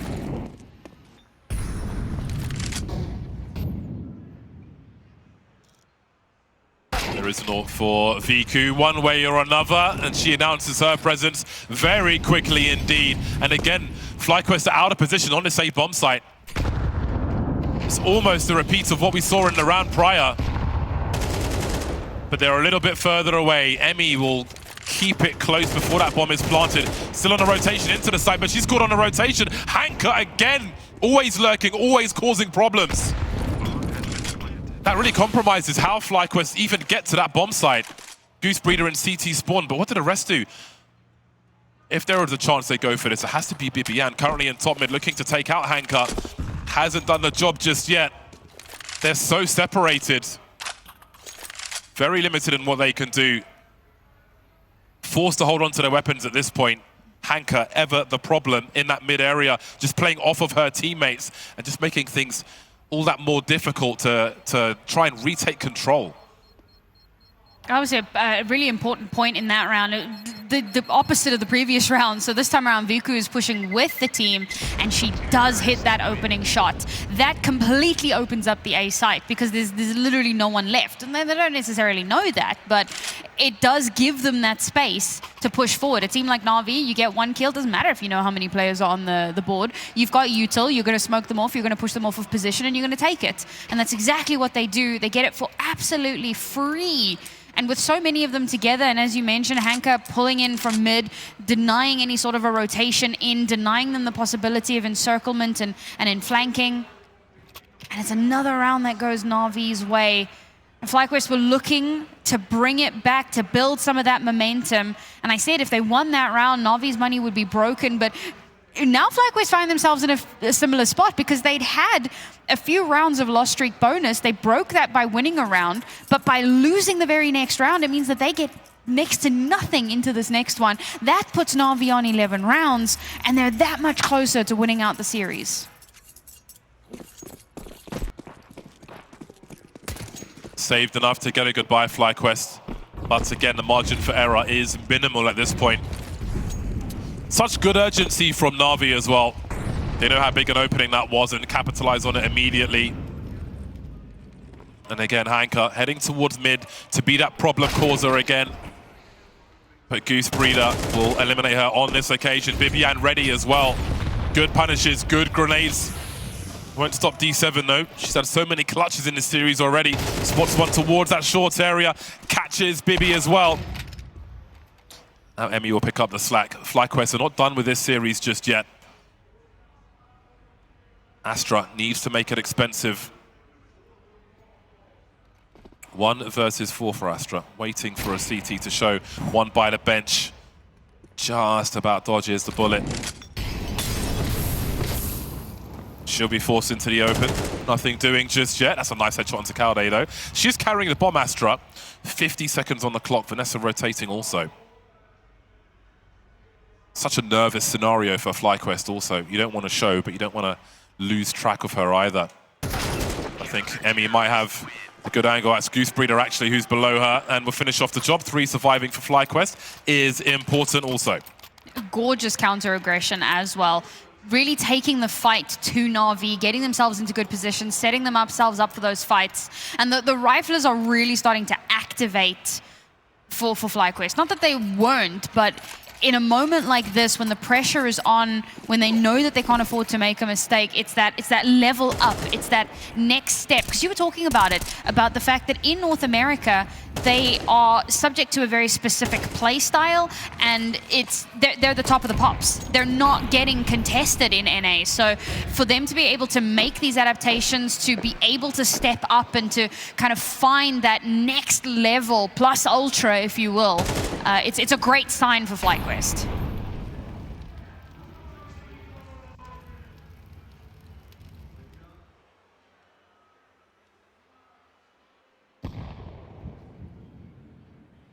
Na'Vi looking to abuse the numbers. They're in a pretty reasonable spot to go for a split of the B bomb sites as well. And FlyQuest look hard committed over towards A.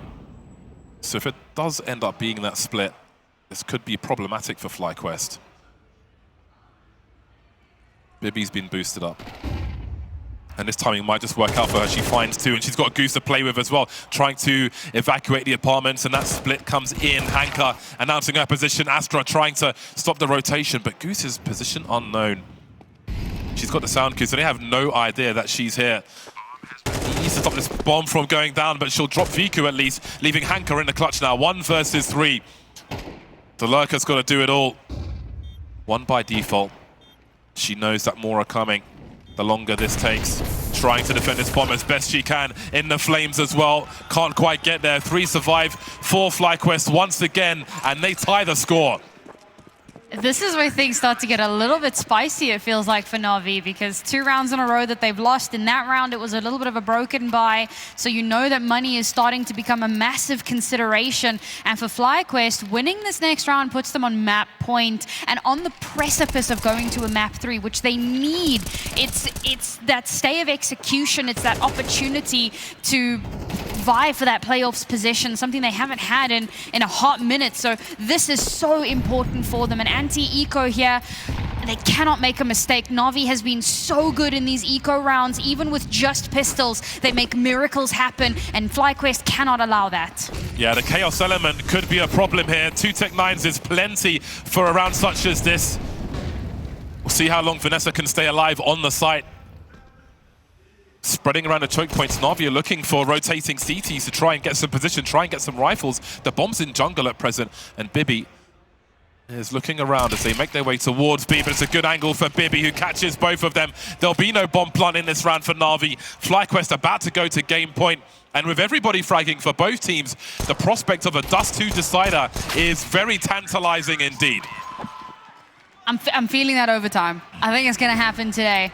I think that NAVI not willing to let this go just yet, and we've seen them perform some absolute miracles over the last couple of days, so the chances of them taking us into that OT, I think, are incredibly high. But for FlyQuest, this becomes a really important round to stamp it out, to stop any sort of momentum from building. And this would be a statement win, I feel like, for FlyQuest, because NAVI, for a lot of people, are kind of favorited in this tournament, if not to win the whole thing, but to at least, you know, close second to Imperial. So for FlyQuest to come out on top of this one, it would mean so much to them. One round is all that stands between them and that third map, that opportunity to push forward. But NAVI have got so much to play for as well. Cinderella story to an extent, always the bridesmaid, never the bride. They want to make that happen this season. Play with confidence. Don't be afraid to win. Oh, don't see the flash, but someone's hiding up top mid, and it is Handcart. They know that she's going to be creeping somewhere, but can they finish her off? BB misses her grenade, but doesn't miss the bullets. Trying to come in now on NAVI. They're getting shut down though. Turned off like a PC. Viku 1 versus 4. She's got so much work to do to stop FlyQuest, forcing a Dust 2. They have been neck and neck. Viku spotted now. They all know where she is. They're all ready for it, and FlyQuest will force a third map. Doing it in full effort, but on Mirage, they took us all the way to Dust 2, a map that both teams have been playing quite a fair amount recently. I think this is going to be a balanced map, and it could really go either way, which is exciting and maybe scary if you are a fan of NAVI. Definitely the bigger team, definitely the team who feel like they are ready to win championships. But they might not even get there if FlyQuest have their way. The aggressors on the pistol round. The T side is with FlyQuest. There's some utility. There's a lot of Glocks. There's 2 waiting for them on this B bomb site as they start to stream it. We've seen some good pistols from NAVI. What would this B bomb site be like? Viku looking for a third, but 2 might be enough. Help's on the way already. 4 on 3 for NAVI as they continue to fight. Hanker's activating now. Bibian dropping Astra from the car position. 2 on 3. Plenty of time to land some headshots, and she's found the Julies. Does she go for the bomb plant here? Looks like she will commit to it. And they're going to charge in straight away. No messing about. Bibian in the clutch now, but D7 and Hankar will win the pistol for NAVI. Oh, so much damage there done from Car as well, just tickling away. And she's meant to be playing Crossfire. She's meant to be more supportive, but unfortunately, teammate goes down, and they baited with that plant. Obviously, it wasn't a full-on commit. It was to try to pull those players out, and unfortunately, just couldn't make that magic happen. Brought it devastatingly close, but it's yet another pistol round that NAVI Javelins will tuck into their belts to kick off our last map in the series.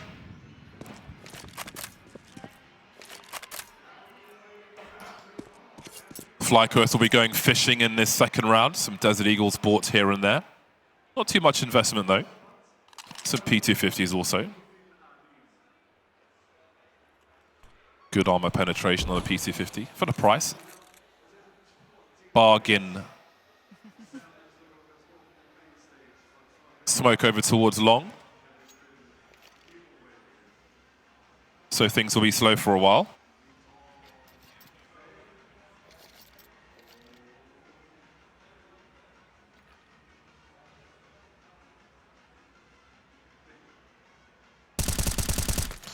FlyQuest holding position for now.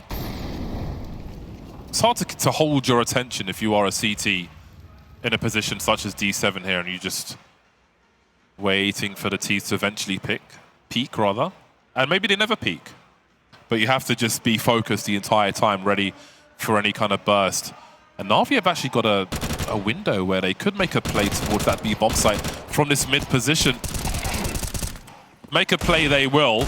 Make it to the bomb site, they won't for the most part. Vanessa now with 20 seconds to die, basically. She wants her loss bonus and she will receive it. Couple of kills at least, taking some of that cash away. They'll be appreciative of that because realistically there wasn't a heck of a lot that was going to happen in that round, particularly going for the mid push as well with very little to pivot off of. So they just wanted to try to make it a little bit expensive for NAVI. Plant would have been nice for that extra bit of cash, but thankfully they're still into this round. They've still got a little bit to back them up. Can they come back into it though? To allow this round to slip away would almost certainly ensure a snowball for NAVI.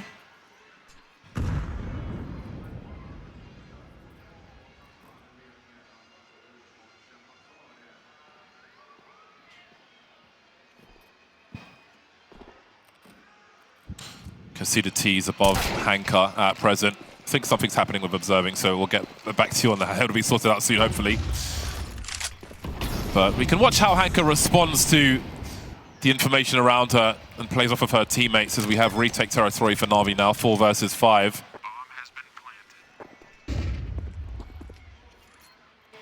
Will they choose to go for this? They don't have great positions. Angelika's on long, but with a short-range weapon. The rest of them in this mid-area now. I feel like this would be throwing the good money after the bad, and there's a lot of value in just trying to hold on to their weapons here. It's a great short push. I loved how they managed to take that space so easily. For NAVI, they gave it up so quickly. Now they've got a ton of map control, so they're obviously just going to play a bit of containment here. See if they can get a couple of kills as FlyQuest make their way out, which would be a huge boon for them. Even though they lose the round, to take away as many of those guns as humanly possible would make a huge difference. But FlyQuest not going to give them the satisfaction. They tuck in, they don't take any damage really, and that means that both sides get to hold on to a lot of weaponry. A bit of a double edge on that one. FlyQuest happy that they could keep their weapons, but would have been nice if they could have put a bit more of a dent into NAVI's money, and of course, vice versa. This is open. This is like really wide open. Yeah. Oh, it's so uncertain. It's making me excited.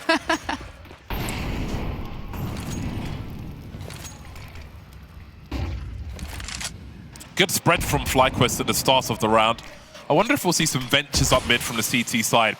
The other Dust 2s we've seen this weekend thus far, we've seen a lot of people just sending it up mid on that CT side, getting mad aggressive. Nothing crazy yet though for NAVI, looking to stabilize early. Into the B-bomb site we go through the flames and advantage NAVI. Astra trying to fall back and play off of D7 but can't escape in time. Trying to go for a big spread, but look at these CTs come in. Those moments of hesitation, allow that rotation. There's so many guns pointed at them while they're stuck in the choke point. Never really made it past that choke point. So I don't know how many times we'll see that play from FlyQuest. It was some great timing on the util and great crossfire setup as well. Made it literally impossible to get onto the site. Sure, they get a couple of kills for their troubles, but at this point we're starting to get to a position where FlyQuest need to pick things up a little bit, yeah. And that was a pretty important round for both teams, considering how that last round ended. But it's NAVI that come out on top of it. FlyQuest will still eke out a bye ever so slightly here, lacking somewhat on the utility, which is going to make this exec that much more difficult. So they return to a site where they've had a bit of success, but very early on, just to get that long control, they've already burnt through the vast majority of the util that they had. So this next step in the exec is going to have to be pretty darn clean. Yeah, and they're moving pretty promptly here. Often we'll see long takes where there's a long delay before more happens. They know someone's around here. Coyote fishing. This may delay things. The CTs are in vulnerable positions, though. That said, Astra will be able to get something done, and they're lining up for Hanka as well, who eats a big headshot from Bibi. 3-on-2. Emmy keeping an eye on long. No flashes, no util at all for FlyQuest. But they have the woman advantage. Viku and Astra slowly edging forward. Who engages first? Oh, she's going to regret that one. Makes it a 2-on-2 then. As we see the angles, Bibi causing problems again. Bibi delivering 3 in the round. We're saying her name more and more often. She was instrumental in some of the CT rounds we saw on Mirage, and she'll be active early on Dust 2 as well. I love that they decided to be a bit quicker on the take. You were saying it right, long pushes can very often be very slow, kind of stalled out. It's a bit by bit, step by step kind of scenario. But in this one, they knew that they didn't really have the luxury of time because of how limited the utility was, because they'd used so much of it early on. They knew it was kind of a now or never situation. So get in hard and fast. Love to see FlyQuest moving with confidence.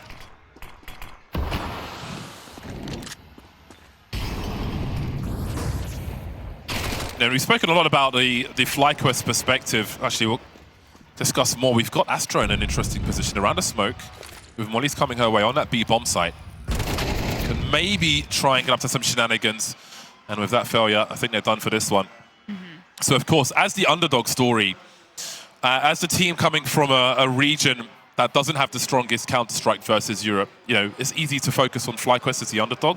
But for NAVI, if we look at their story, their history, coming second all too many times, being very capable, coming close, but not quite. You know, they know they've got the skill, they've got the team, they've made the changes. We can see how wonderful D7 is. They've got the tools to go through an entire competition, but they have a growingly formidable opponent in FlyQuest here, who have taken them to the limit of this series and have tied the score early on Dust 2. Nice little 4K from Kaode in that round as well. Obviously, it was a round that we didn't really expect too much to come through from NAVI, but that being said, we know how deadly and dangerous their pistols can be. This is, you never want to count a team out, even on a pistol, but for NAVI in particular, what they've been showing today when they have pistols in hand, they still make the crazy miracles happen. So for FlyQuest, I mean, this is doubly important for them, because not only were they able to deny any sort of a resurgence in this round, any sort of weird shenanigans, but it brings them onto an even kilter, and it starts to bring the momentum back in their favor. They stop that snowball. I said, you know, if they lose round 4, there's a good chance that NAVI turn that into a snowball, but they won that round instead, and now they've got the perfect opportunity to turn things around, regain that control, and maybe we'll see some beautiful reflections from what we saw a little bit earlier on Mirage. The recent win rates for both these squads are in the high 80s, percentage-wise.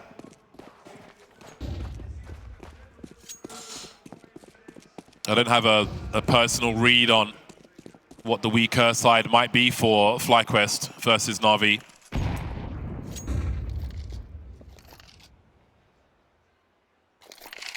Again, you have to read those stats being stronger for the team who plays their Counter-Strike in Europe. Here's the charge with the USPs, and sometimes FlyQuest get caught in rounds such as this. Protect the VIP, the bomb's on the way to the A-bomb site. Goose Breeder will go for a jog, not wanting to give up this rifle. She knows they're going to be chasing her. And NAVI, again, have a good way of finding these edges, picking up these rifles in these rounds where they've got the USPs. So Goose might need some help here, but I don't think it's coming. NAVI are probably going to get a rifle out of this once again. And an AK-47 in the hands of anybody on this team on the CT side can be a difference maker. Ooh.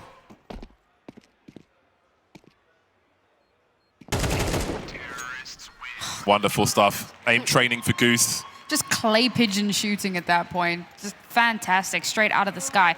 Just to pivot off of what you were saying a little bit earlier on, because I went and I double checked. So there's quite a strong bias for FlyQuest on the T side. So this is pretty much leaning into their strengths a little bit, and they're really going to be looking to take full advantage of that. NAVI, on the other hand, pretty even across the board here. T, CT, yeah, they play this map very well across the board. So for them, it's not too much of a stress, but for FlyQuest, getting rounds and racking them up on this first half is going to be pretty important. Even though that was a miniature scenario for Goose in that previous round, you can see what that does for her confidence. Those are her second and third frags of the round. And after having a quiet time on the earlier maps of this series, FlyQuest are going to want her with high confidence. But we'll focus on NAVI a bit now, who are on the receiving end of these AKs at present. And if they think they'll come to life once they get to the T side, again, you want enough rounds in the first half to give yourselves the space to play afterwards. But again, two losses and no response, limited position, doesn't leave you with many options. Astra on an island once again, this time with the M4 rather than the FAMAS, and it's good enough for 2. She's got to get back though because a reload was needed, but Bibi will stop her. But this has become competitive now, even more than that. Angelka up top mid. At least they know they've got a 2 versus 1, but they haven't seen Hanka slip into the site with the FAMAS, who's got an advantage, but Bibi responds quick enough. Angelka in the clutch now.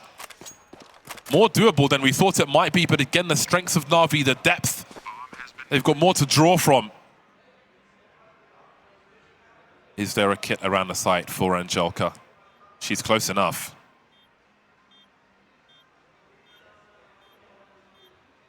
Speaking of confidence, this would be great for her as well. A third and fourth kill, what she's looking for, but Kaude will shut down those hopes very quick indeed. It's a round for FlyQuest again, but it's a pretty expensive one. They lose a few players that maybe they shouldn't have. Hello. What's up, DreamHack? What's happening, crowd? Shout outs to Miss Harvey, another legend of the game. So much history in Counter-Strike. That's so cool. It's so great to see everyone coming out to watch the ladies play here. But yeah, I mean, I love the way that NAVI played that, taking that space, getting aggressive, getting in behind FlyQuest, keeping it very, very expensive. But we're getting to the point where expensive isn't the big difference maker. That, however, could be the difference maker. I'm saying about their pistols, it's so scary. Yeah, and how FlyQuest deal with this hardship. Like, Angelka wants the duel. She wants you to stand there and try and pop her head while she's got the deagle. How they deal with this awkwardness is the question. Although Vanessa's got a lovely lineup, which will really neutralize the threat. 3v2 though will encourage NAVI, and Angelka force off the angle for now. But there's no reason not to go for this. D7 though could save an AK.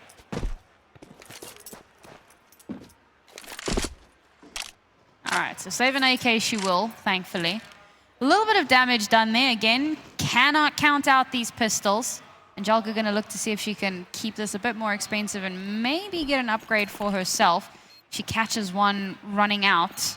She might just be able to do that. And again, trying to keep things expensive. But for FlyQuest, I mean, this is fantastic for them. Given how close that first map was and how they kind of skated by on the third or on the second, for them to be having such a strong performance here is a huge difference maker and a huge boon for them. And Angelka will be able to steal away one of those AKs, so going to be happy with that. They're very good at that.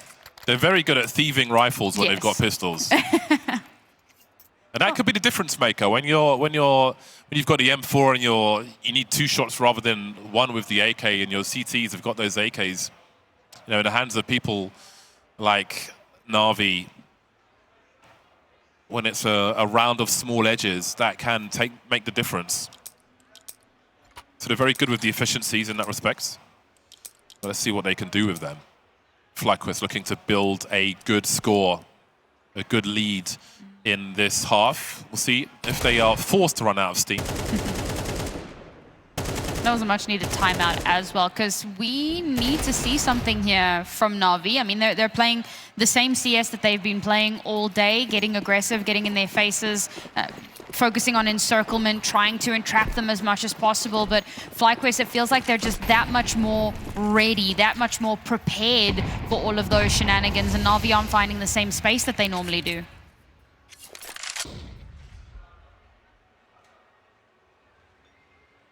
Well, here come those top mid pushes then. Astra doing it well timed as well. If she finds a kill towards top mid, that could be very awkward for the Ts with the positions they have, and it could just slow down their plan before so many people in the lower tunnel area. And that will be yet more distraction as well.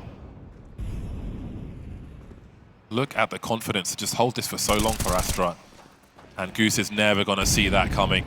This tells them everything they need to know. Goose lurking outside long means everybody else is at B, and that forces FlyQuest. They have to make the play now. And maybe they've got a chance of holding this bomb site if they catch D7, but they don't. Distraction, big run, spotting the AWP by the window. 4 on 2 then as D7 is unable to escape that molly, but the round may have been won already by NAVI. VQ picking up the slack now. Did she spot Emmy? She's still clearing the site. Nice pre-fire. Not quite catching her just yet though. And now Emmy's in the clutch. Nothing doing, 4 surviving for NAVI. Great response there. Was waiting for somebody to go up towards top mid. Great setup with the boost towards shorts also. And a great result for NAVI. Oh, the timing on that for Goose was so unfortunate. She'd been watching it, she'd been waiting, and as she turns her back to move away, that's when Astra decides to strike. Like you said, this boost was really nasty. The funniest part is that it wasn't even the boosted player that gets the results. It's the player underneath the bottom of the totem pole. It was a nice molly that could have given them space, but they couldn't find a way in, and NAVI now look to reset. Pop flash through mid doors seems to be coming. Astra, though, has that deep position in CT spawn where she just wants to stay alive, but VQ can't help her out on this occasion. They could go for a potential split here, but there is a molly to delay things, and Astra almost had some help there from D7, who's holding down 2 jobs now with the entrance to B also. Some teams habitually respond to a CT being lost in that spawn area the same way. It can force rotation. So if there is a habit for NAVI, when they lose a player like that, that might be something that FlyQuest can capitalize on. More work to be done though. We'll see if they choose to throw a molly through this door, which can catch the off-angle player off guard. Emmy's close. She has a molly also, but it seems they're going to go for the dry peaks here. And there will be a trade, and that's plenty good enough. 3 on 3 Astra moving towards that car position with that molly. That's the classic lineup, standing on the bin. Lined up with the keyhole, forced into the open. Almost catches 2 though. How can they even repeat this? Advantage NAVI, 1 versus 2. Calde switching to the AK. All AK-47s for all concerned. Trying to get past the pre-fire angles. But will she be ready for the one closer to the site? Oh, this plant. Wondering where the CTs could be from. Oh, there's a free one for Hanka. Patiently waiting. And that's a consecutive round in the bag for NAVI. What Astra does there is such an important thing for a player to have, and it's not something that you'll have consistently, but when you do have it, it makes all the difference in the world. To be so heavily under fire, mollied out, you have to move out. You've been flushed off your position, but the fact that she's able to then get a kill, not just that, but get a second as well, as 3 players run into her. The suppressive fire, the flames, everything coming at you, and to still hold firm well enough to maintain the control that your team has fought so hard for. It's such an important piece. If she goes down there, that round goes a completely different way. So now we find ourselves in the last round of the half, and it's looking very much like we could have an evened out scoreline. FlyQuest have been heavily under pressure now, and to try to close out this next round, it's going to be difficult, but it's also going to be incredibly important. Heat is rising for FlyQuest.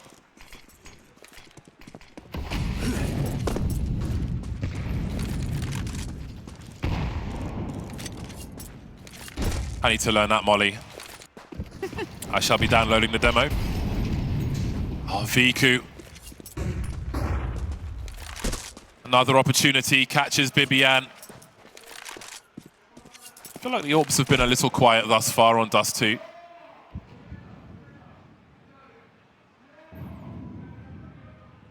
Over towards the car now is Viku. FlyQuest unable to really clear that space. The threat of a B split is always good for a T side if they can manage it. But we've seen multiple teams struggle to kind of make those inroads. Oh my days. Astra has just deleted all of FlyQuest, dropping into the lava basically, and secured the bomb. That's going to be a painful one by every measure, mentally, economically. That is NAVI taking control of the game right there. filling them with holes. Swiss cheesed in the last round of the first half. It's a brutal way to end the half for one, but not for the other. Strong for NAVI.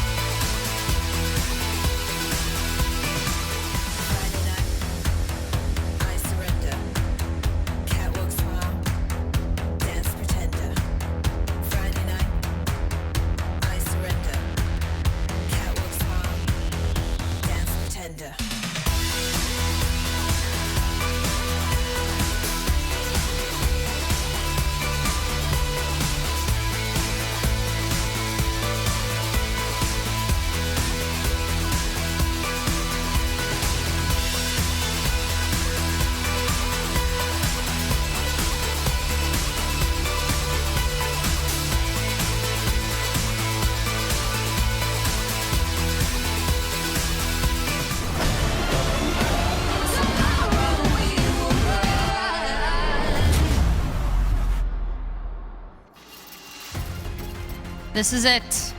This is potentially the end of the road. One of these two teams will be going home after this half, and it is dangerously close as every map so far this series has been. 6-6, FlyQuest had a beautiful lead, but they allowed rounds to slip away. There's that charge up mid from the CTs. Not working out for them, no. Closing the distance on those Glocks will be unfavorable. P250 kill as well for Viku. That extra range not required when the CTs come to you. All tied up at half-time. Momentum swinging in Navi's favor. Patiently waiting to see what else they'll throw at them. At this point, you would expect FlyQuest to take more risks to find a way into the game. Still over a minute.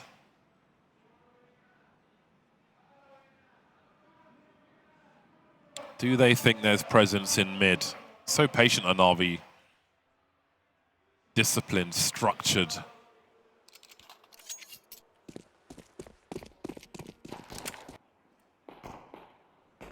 Heading towards those Julies then. Vanessa sees a few people coming. She's got some good angles here.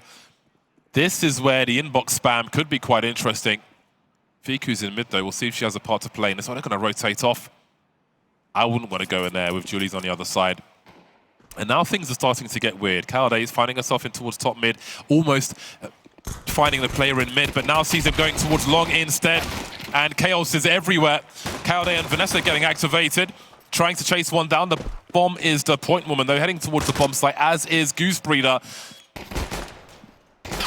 Nice. There's a trade, though, from Angelika, and Vanessa's the last one standing. Bombs on the site. Will she check left? She will, but Hanka's ready for her. NAVI with the lion's share of pistols in this series.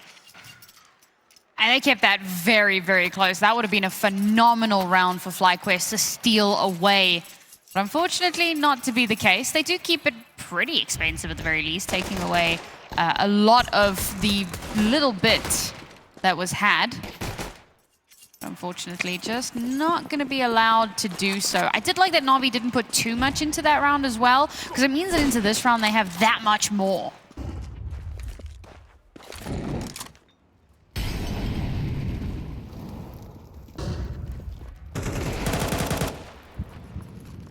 Patiently waiting for the play to come through on NAVI.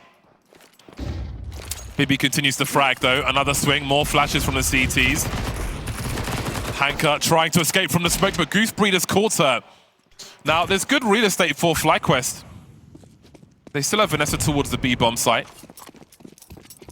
There'll be high urgency for NAVI, and at worst, Vanessa's got a HE that they can run into if they choose to W all the way. Playing that car position, Coyote's close as well.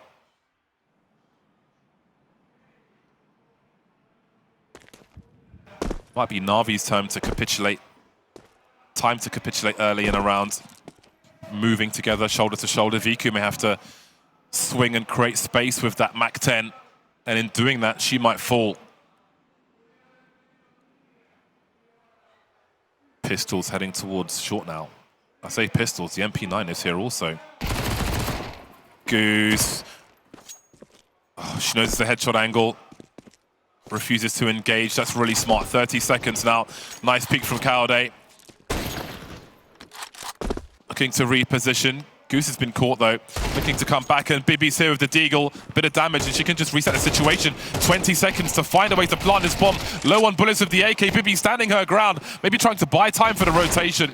Lost her angles, though. Such an awkward round for everyone. Astra's got a good angle, though, to finish off the job here.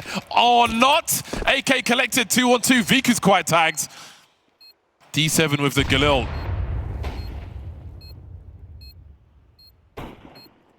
Nervous territory for NAVI. It is a force buy here for FlyQuest, but also basically a bonus round if they can win this. 1 versus 2, then Vanessa with the AK. They're both out in the open for her, but D7 will collect them both. NAVI surviving the test.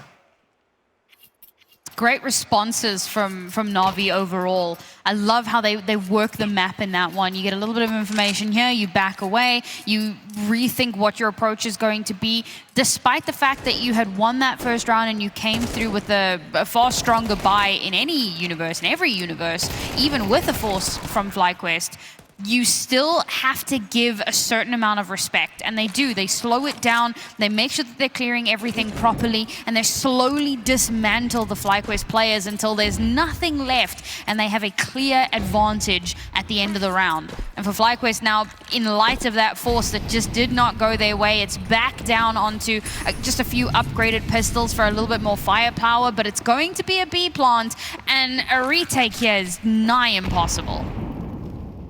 Once the buy rounds come through, I wonder how aggro FlyQuest will be up that mid position once again. Because it does come with inherent risk. And NAVI may be more expectant with it, with how many plays we've seen in these ecos and force buys. So we'll see what FlyQuest think might be are their keys to victory. The comeback road begins for FlyQuest. NAVI, do they feel confident enough, though, that they're in the driving seat to close this series out now? I feel like Viku should just rename herself to Vicious. What she's able to do is just so unfair. But NAVI going to be reaping the full benefits of that. But of course, they can't allow themselves to get too overconfident here. That's one of my big talking points in a lot of these games, because it so often happens that you start to build that lead, and that's when the small mistakes come out. So for NAVI, cool, pistol under the belt, couple of follow-up rounds just to kind of drive that nail into the coffin.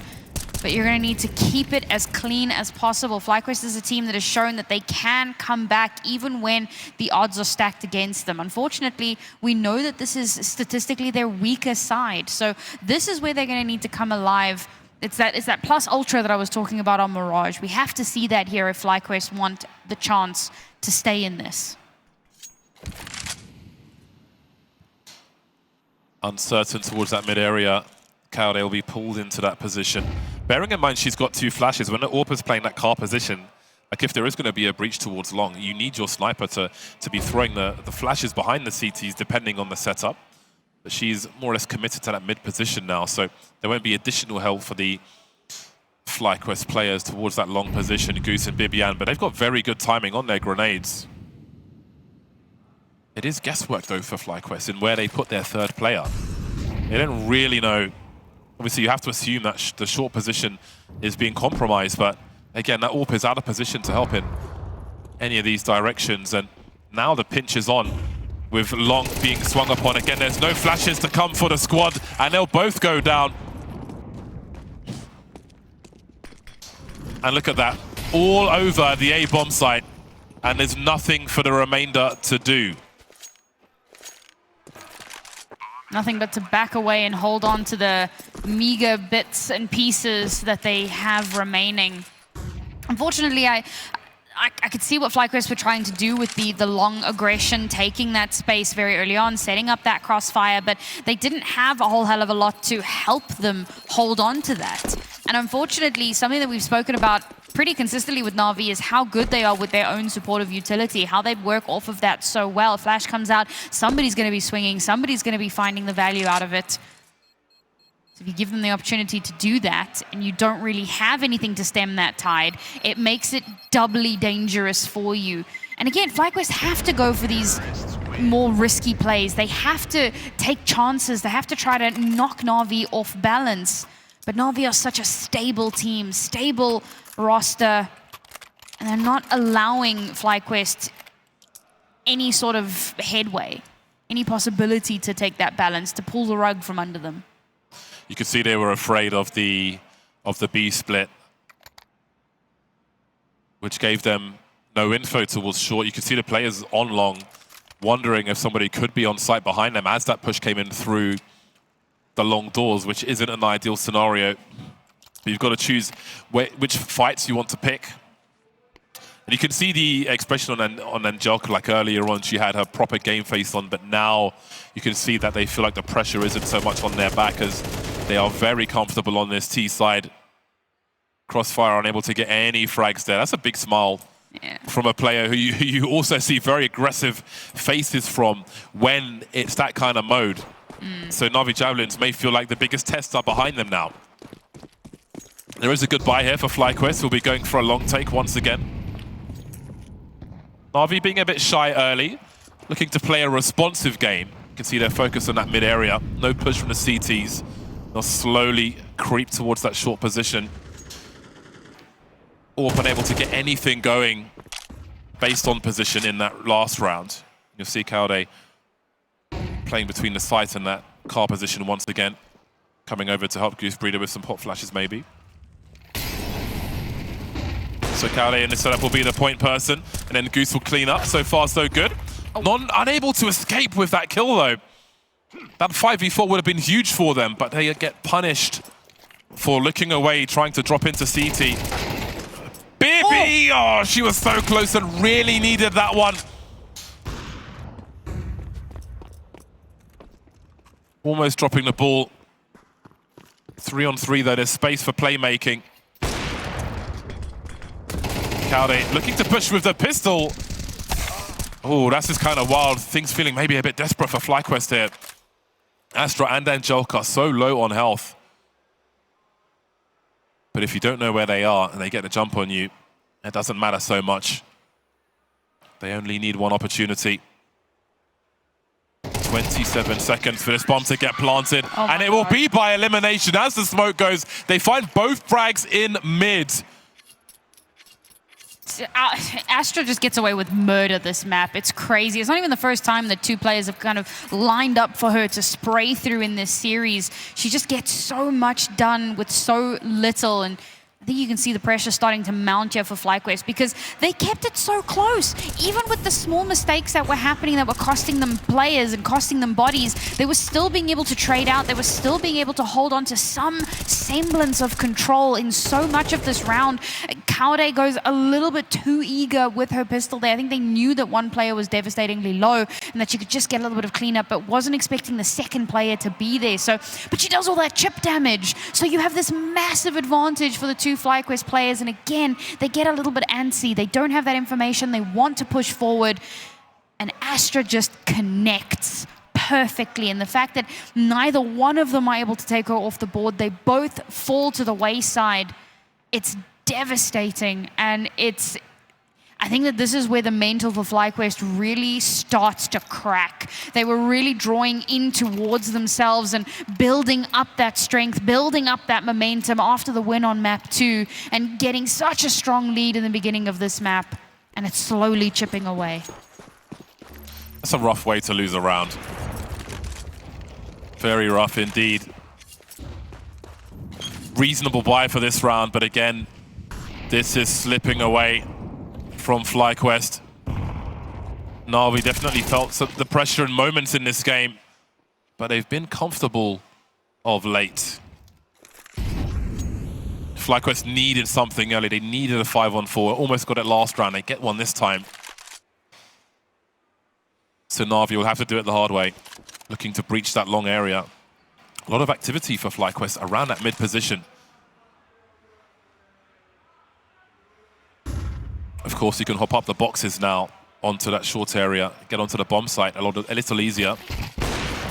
Oh, No way. Bibian having a look and being punished for doing so. I don't know how many people she saw on a kill cam there. So hard not to give up kills to NAVI. They're just so ready. Defensive util to try and slow down these Ts. Playing around the smokes again won't be ideal. Flashes up for the swing. There'll be flashes for the CTs also. Emmy seeing a number of them, only catching one though. Hanka barely holding on. Same for Viku. But again with the North, you can do that. Viku's down on long if they can get this bomb planted. 30 seconds to do so, and the CTs are running out of personnel. Look at all the damage Kaude took just to try and find some safety. They've lost their position. Oh, this is a brutal one for FlyQuest. They're so likely to lose all their bits if they go for anything here. Seems they've realized that.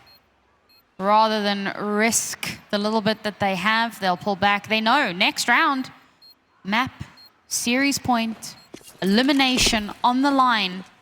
And they're coming into that round with very, very little money to back them up. Okay, they'll have full loss streak bonus, so they'll still be a little bit to kind of pack away, and if they can hold on to the AWP, they've both got Kevlar, so there's that little bit just to tide them over. But we're nearing the end now, and I gotta point it out, it felt like BB not being able to close off that kill onto Viku, who was looking in the entirely wrong direction.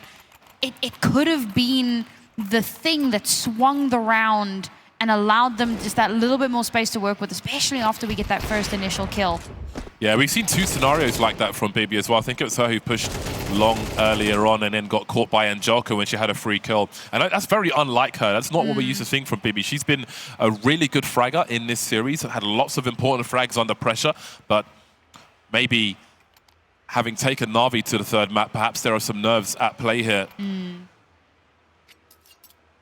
Unfortunate scenarios, but again, they're all in the past. You've got to find a way to push past that and focus on what's in front of you. But what does their buy look like now with what they saved? What are they going to have to defend with versus a NAVI at match point who seem in complete control of this series now? A tag onto Emmy as she makes her way towards B, and Kaude gets dropped also. A rip-roaring start for NAVI in what might be the last round of this series. A team who you always expect to go far. Perhaps being pushed to a third map in this series will make them stronger for the games to come, should they be victorious here. It's going to be so difficult for FlyQuest to recover from this. But they've had a good showing of themselves versus a very tough opponent, if it is to come to an end here.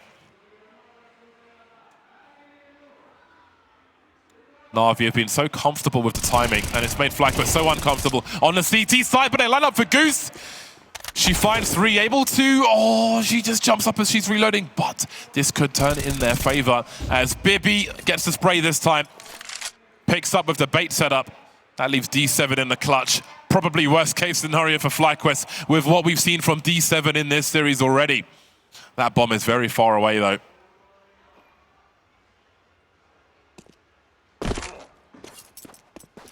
Drops down to have a look, nothing doing. Awkward fight in the pit. We'll see if she's got a one-tap, if she's offered one. 30 seconds as Vanessa and Emmy rotate over. Even if it is just one more frag, that will be plenty in this round. You see the urgency as well, but is there even time to get anything done here? 27 HP, 21 HP, now none HP. FlyQuest not done just yet. First round that they take in the second half, it has been an uphill battle, to say the very least, just to get this one. But it's the one that gives them another chance. A stay of execution. Presidential pardon has come through. But will it be enough? They need to build this into something. A dynasty needs to be formed. Rome needs to be built in a day. 5 more rounds just to take us into overtime. NAVI have, well, their money is starting to get a little bit tricky. Man, these peaks are so dangerous versus NAVI, often in the right place. Anchor now being sent in, the sentry looking to create some space for the squad. Orbs are rattling off shots as well. 3 riflers remain for FlyQuest. Vanessa on the site. Her teammates quite far away. No flashes to offer support either. It'll just have to be fragging out, although Vanessa's the one who's blind. Great detail from NAVI as they move in to secure that B bomb site. One of the hardest sites to retake. Bibi's found some util. Incendiary and the flashbang. Do they go before the bomb is planted? Goose does her best, and it's down to Bibi now. Fighting for survival, 1 versus 3. To stop NAVI pushing forward.